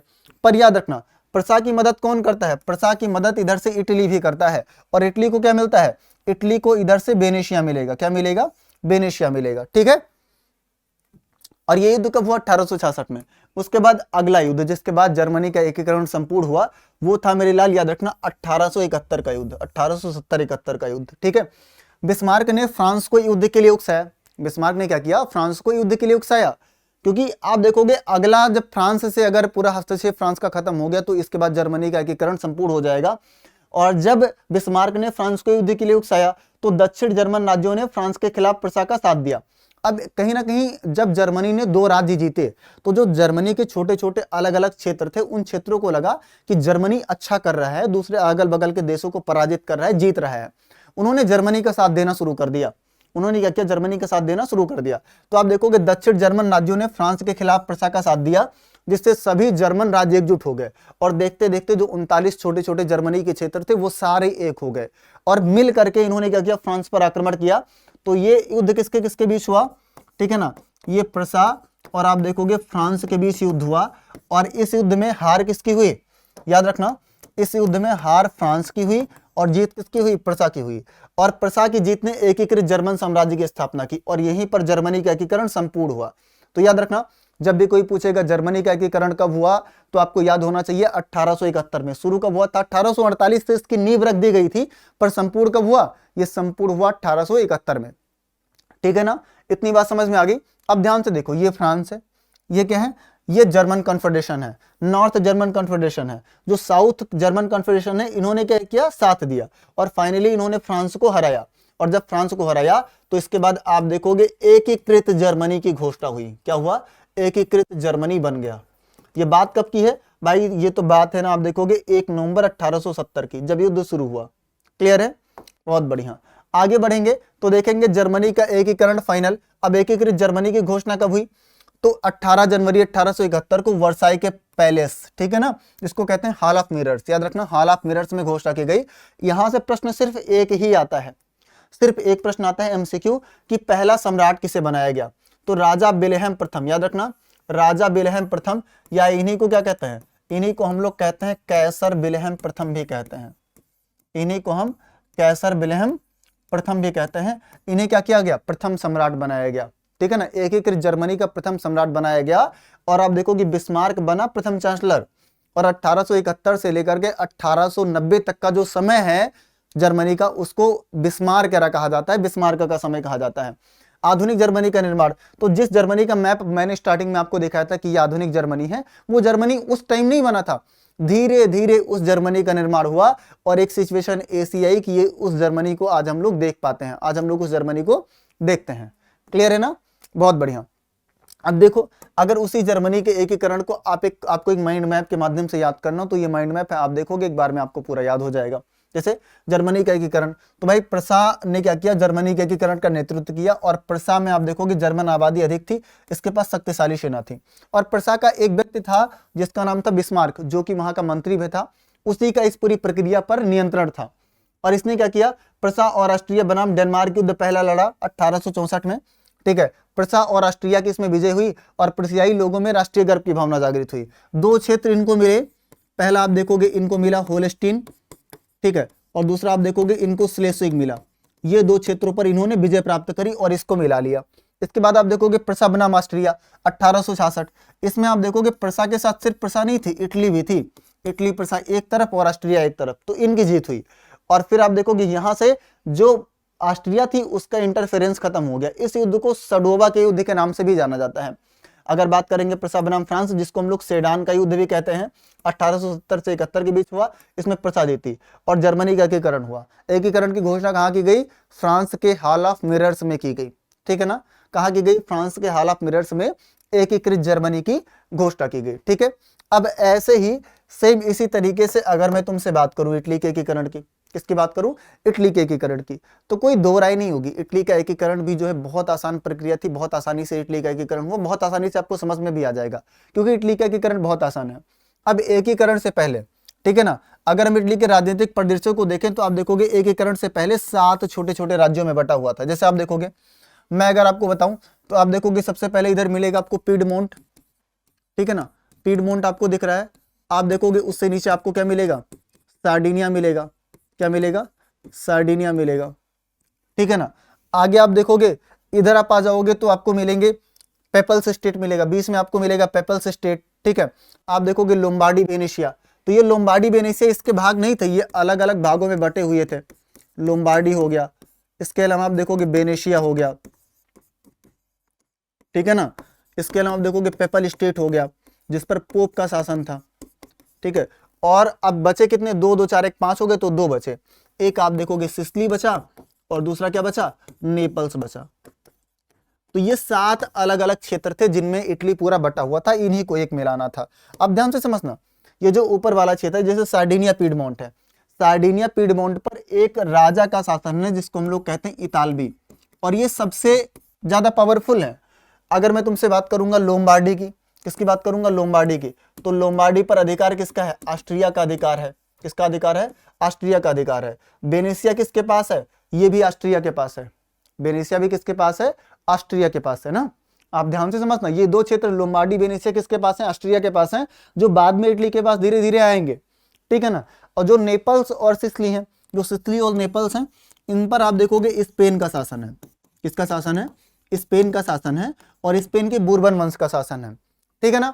18, अब देखो अगर रोम की बात करें तो रोम पर किसका अधिकार है, फ्रांस का अधिकार है। मतलब इटली के जो अलग अलग क्षेत्र हैं वो अलग अलग क्षेत्र अलग अलग लोगों के कब्जे में है, और इन्हीं को क्या करना है, एक करना है। अब तुमने अगर एनसीईआरटी किताब देखी होगी तो एनसीईआरटी किताब में ये मैप भी देखा होगा। इधर आपको मिलेगा लोम्बार्डी मिलेगा, लम्बार्डी मिलेगा, वेनेशिया मिलेगा, सार्डिनिया पीडमोंट मिलेगा, परमा, मोडेना, टस्कनी, पेपल राज्य मिलेंगे, और नीचे आओगे तो दोनों सिसिलियों का आपको साम्राज्य मिलेगा। क्लियर है ना, बात समझ में आ रही है। इन्हीं को एक करना था। तो अगर आप देखोगे उत्तर में ऑस्ट्रिया का प्रभुत्व था, अगर लोम्बार्डी वेनेशिया की बात पर करें, इन दोनों पर किसका अधिकार था, ऑस्ट्रिया का अधिकार था। दक्षिण में जो है बार्बन वंश था, भाई ये स्पेन का बार्बन वंश था, याद रखना है आपको। और मध्य में पोप का नियंत्रण, ये जो आपको परमा मिलेंगे, मोडेना, टस्कनी मिलेंगे, पेपल राज्य मिलेंगे, इन पर किसका नियंत्रण है, तो इन पर पोप का नियंत्रण है। अब पीडमोंट और सार्डिनिया पर किसका शासन है, इतालवी गणराज्य का शासन था। और ये सबसे जो है ऐसे कह लो कि सबसे समृद्ध परिवार के लोग थे जो शासन कर रहे थे, और उस इटली के एकीकरण का नेतृत्व भी यही सार्डिनिया पीडमोंट के लोग करेंगे। यहीं का एक व्यक्ति रहेगा जिसका नाम था काबूर। क्या नाम था, काबूर, ठीक है ना। जैसे मंत्री, जैसे बिस्मार्क कहाँ का मंत्री था, जर्मनी का, उसी तरीके से काबूर यहाँ का मंत्री था, तो काबूर ने नेतृत्व किया। और आप देखोगे सामंती बिखराव, और प्लस अगल बगल में आप देखोगे तो इटली के छोटे छोटे भागों पर छोटे छोटे सामंत भी थे जो शासन कर रहे थे। इसी एकीकरण की पूरी प्रक्रिया को हमें समझना है, ठीक है। तो इस प्रक्रिया को समझने के लिए हम एक चीज देखते हैं कि भाई इटली के एकीकरण में 3 प्रमुख व्यक्ति हैं जिनका बड़ा योगदान है। अब पहला व्यक्ति जिसको हम लोग ज्यूसेप मैसिनी कहते हैं, ज्यूसेप मैसिनी, ये कौन था, ये एक क्रांतिकारी था, याद रखना, ये एक क्रांतिकारी था। इसे क्या कहते हैं, इसे हम कहते हैं एकीकरण की आत्मा। क्या कहते हैं, एकीकरण की आत्मा कहते हैं। अब पूरे यूरोप में अगर युवाओं में बात करें कि राष्ट्रवाद की भावना को किसने प्रचार प्रसार किया, राष्ट्रवाद की भावना का प्रचार प्रसार किसने किया, तो ज्यूसेप मैसिनी ने किया। अब इसने कैसे किया, इसने 2 प्रकार के संगठनों की स्थापना की। 1831 में यंग इटली की स्थापना की मार्सेई में, और 1834 में इसने स्थापना की यंग यूरोप की बर्न में, ठीक है। तो 2 संगठन बनाए, इसके माध्यम से इसने राष्ट्रवाद की भावना को युवाओं में प्रेरित किया, युवाओं में बहुत बढ़ाया, ठीक है। आगे आप देखोगे अगर दूसरा बात करें तो काउंटी काबूर है, इसको कहते हैं काउंटी डी कैमिलो काबूर।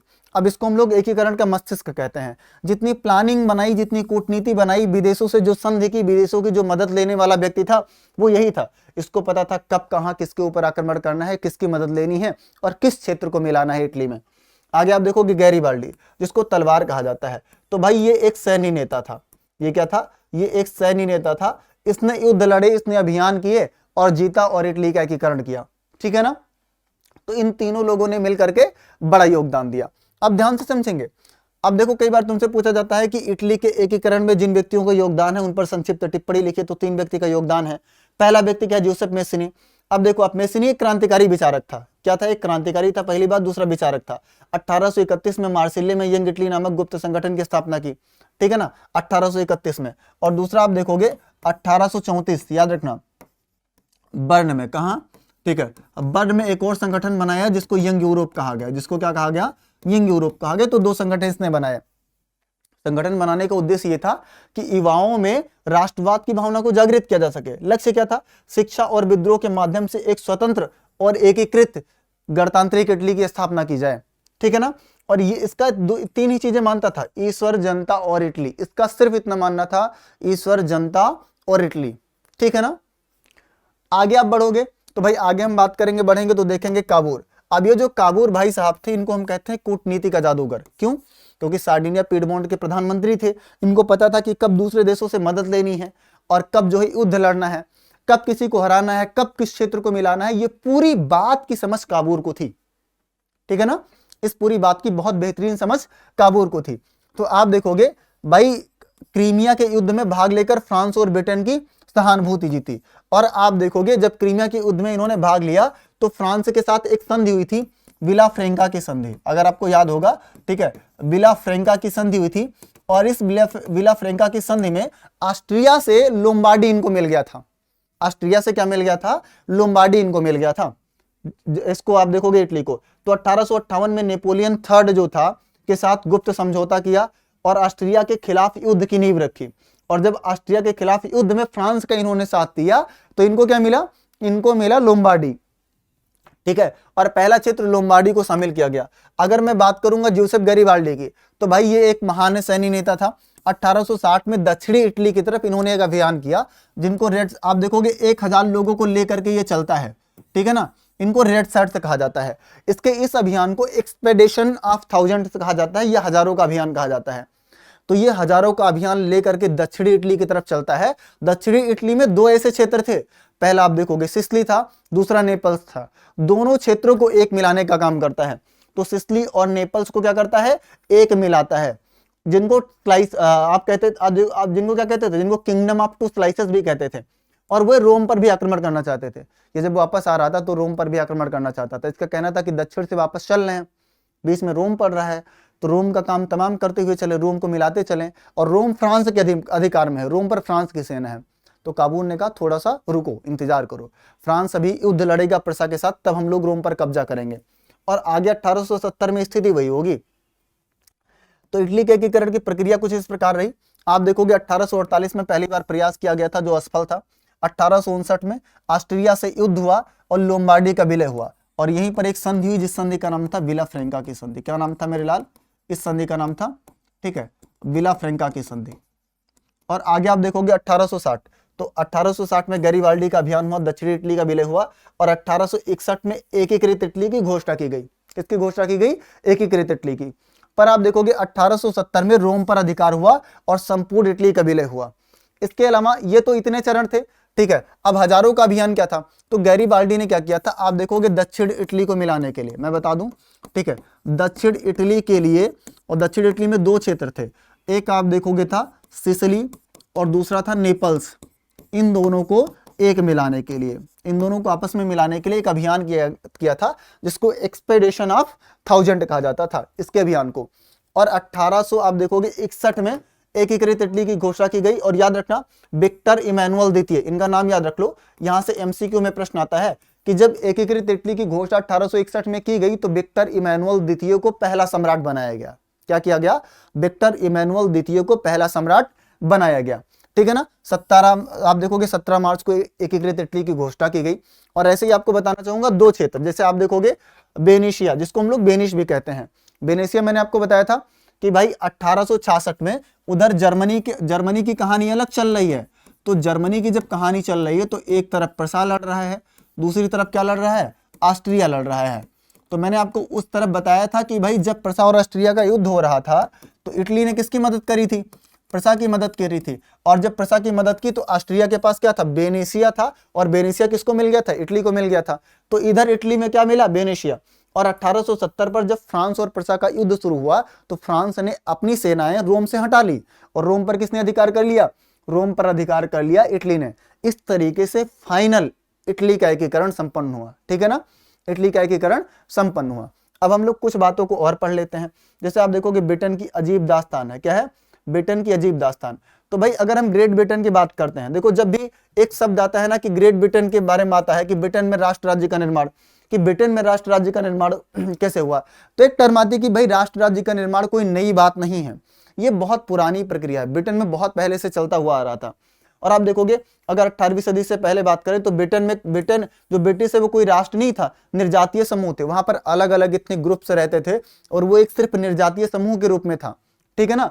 और ये जो राष्ट्र का निर्माण है ये कोई तुरंत नहीं हुआ कि अभी आया और तुरंत राष्ट्रवाद का निर्माण हो गया, ये एक लंबी प्रक्रिया रही है और उस लंबी प्रक्रिया के तहत राष्ट्रवाद का निर्माण हुआ है।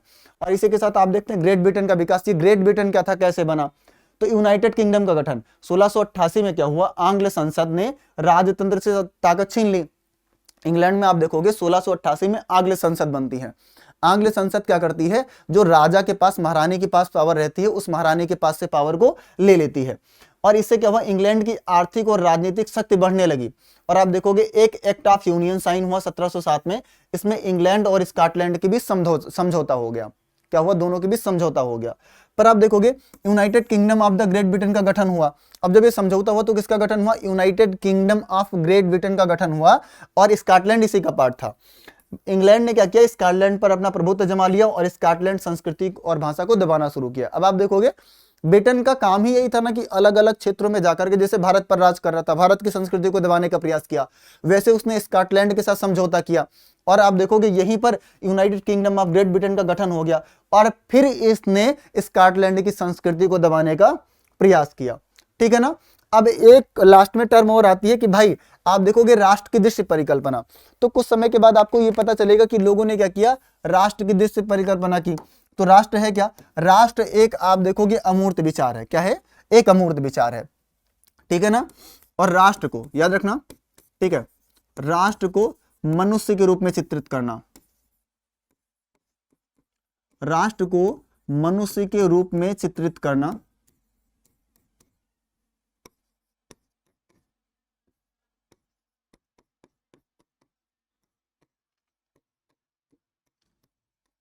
मनुष्य के रूप में चित्रित करना ही क्या है, राष्ट्र की दृश्य परिकल्पना है। क्या है, राष्ट्र की दृश्य परिकल्पना है। और मैं आपको बता दूं, ऐसे अगर हम बात कर लें, ठीक है ना, इसी तरीके से अगर मैं तुमसे बात करूं भारत की, तो आप देखोगे भारत में क्या है, भारत में जब दृश्य परिकल्पना की गई तो किसका चित्र बनाया गया, भारत माता। किसका, भारत माता। भाई भारत जो है एक देश है ना, पर उसको हमने एक नारी के रूप में दिखाया, उन्हीं को हम क्या कहते हैं, उन्हीं को हम भारत माता कहते हैं। तो आप देखोगे ये क्या है, ये हमारी भारत माता है, याद रखना ये हमारी भारत माता है। तो इनका चित्र किसने बनाया, इनका चित्र बनाया था अवनींद्रनाथ टैगोर ने। किसने बनाया था मेरे लाल, याद रखना, अवनींद्रनाथ टैगोर ने इनका चित्र बनाया था। क्लियर है, किसने बनाया था, अवनींद्रनाथ टैगोर ने इनका चित्र बनाया था। जैसे हमारे यहाँ की देवी क्या थी, जैसे याद रखना, जैसे हमारे यहाँ की देवी थी भारत माता, वैसे जर्मनी की देवी जर्मेनिया थी। और आप देखोगे प्रतीकों का अर्थ है। तो भाई जब राष्ट्र की दृश्य परिकल्पना की गई तो कुछ प्रतीक थे, जैसे आप देखोगे टूटी हुई बेड़ियों का क्या अर्थ था, आजादी का मिलना, इसका मतलब था कि आजादी मिल गई है। आगे आप देखोगे बाज छाप कवच का मतलब था ये जर्मन साम्राज्य की शक्ति का प्रतीक था। जब जर्मनी का एकीकरण हुआ तो जर्मनी की देवी, मैं आपको बता दूं, जर्मनी का जो राष्ट्र का रूपक था, ठीक है ना, जो जर्मनी का रूपक था वो जर्मनी की देवी थी, उनका नाम था जर्मेनिया। क्या नाम था, जर्मेनिया नाम था। ये जर्मनी की देवी थी, जैसे हमारे यहाँ की भारत माता है वैसे जर्मनी की जर्मेनिया थी। और बलूत पत्तियों का मुकुट, इन्होंने क्या किया है, अपने सर पर बलूत के पत्तियों का मुकुट रखा है, जिसका मतलब है कि ये कैसी हैं, बहादुर हैं। और आप देखोगे तलवार, अब इनके हाथ में तलवार भी है, मतलब राइन नदी के तट पर खड़ी हुई हैं हाथों में तलवार लेकर के, इसका मतलब है ये युद्ध के लिए भी तैयार हैं। पर तलवार पर जैतून की पत्तियां लिपटी हुई हैं, इसका मतलब है कि पर ये युद्ध नहीं चाहती हैं, ये शांति चाहती हैं। काला, लाल और सुनहरा तिरंगा है। 1848 में उदारवादी राष्ट्रवादियों का झंडा, जिसे जर्मन राज्यों ने प्रतिबंधित कर दिया था। और उगते सूर्य की किरणें बताती है कि एक नया युग शुरू हो रहा है। अब मैं आपको फोटो दिखाना चाहूंगा, ये फोटो है 1850 की, जब जर्मनी का एकीकरण नहीं हुआ था, उस समय दिखाया गया है द फॉलन जर्मेनिया, जिसको कहते हैं हताश जर्मेनिया, ठीक है ना। इस इमेज को किसने बनाया था, जूलियस ह्यूबनर ने बनाया था। इधर आप देखोगे ये कब का, 1860 का, ये वो समय है जब एकीकरण हो गया था, लगभग एकदम होने वाला था। ऐसे कह लो 61 में घोषणा होता और 60 में हो गया था। तो राइन नदी के तट पर ये पहरा दे रही हैं। इसको लारेंज ने बनाया था, लारेंज क्लासन ने बनाया था। आप देखोगे आप, बलूत के पत्तियों का मुकुट है जो बहादुरी का प्रतीक है, तलवार है, तलवार में जैतून की पत्तियां लिपटी हुई हैं, ठीक है ना। बाज छाप कवच इन्होंने पहना हुआ है जो इनकी शक्ति का प्रतीक है। तो ये जर्मनी की देवी हैं, ये इस तरीके से दिखती हैं, दिख रही हैं, अच्छी हैं, खूबसूरत हैं, ठीक है। आगे बढ़ेंगे तो भाई कुछ प्रश्न आपके सामने, जैसे पहला प्रश्न क्या है, अब आप देखोगे पहला प्रश्न है फ्रांस की क्रांति कब हुई थी, बताना जरा। तो फ्रांस की क्रांति आप सीधे से बताओगे सर फ्रांस की क्रांति कब हुई थी, 1789 में हुई थी। कब हुई थी, 1789 में। ऐसे कुछ और क्वेश्चन है, उन क्वेश्चनों को हम लोग करेंगे, ठीक है ना। कब हुई थी फ्रांस की क्रांति, 1789 को, ठीक है, बहुत बढ़िया। अब ध्यान से समझना, ऐसे कई सारे क्वेश्चन है, ठीक है ना, इन क्वेश्चनों को हम लोग करेंगे, पर अभी नहीं करेंगे, बाद में करेंगे, डन। तो आज की क्लास अपनी यहीं तक होगी। कितने क्वेश्चन है, let me check it, okay, कुछ और क्वेश्चन है, बता देता हूँ। 1789 में फ्रांस का शासक कौन था, अगला प्रश्न आपके सामने है। आप देखोगे अशोक हो गया, नेपोलियन बोनापार्ट हो गया, लुई 16 हो गया और मैडम रोला। तो भाई मैडम रोला तो कोई है नहीं, सीधी सी बात है, फ्रांस का शासक कौन था, लुई 16वां था। कौन था मेरे लाल, लुई 16वां था। तो ऐसे कुछ और क्वेश्चन है। अच्छा, ये नोट्स अगर आपको चाहिए तो ये आपको इस नोट्स के लिए विद्याकुल ऐप डाउनलोड करना पड़ेगा। वहां पर आप यूट्यूब नोट्स के सेक्शन में जाओगे तो आपको ये नोट्स मिल जाएगा, और नोट्स से वहां से ये क्वेश्चंस आपको कर लेने हैं। लॉन्ग क्वेश्चंस भी दिए गए हैं ना, तो लॉन्ग क्वेश्चंस आपको इधर से देख लेना है, ठीक है। हाँ, तो कैसी लगी क्लास एक बार आपको कमेंट करके जरूर बताना है। बाकी जल्द ही हम लोग मिलते हैं अगले वीडियो में, तब तक के लिए bye bye, tata and love you all.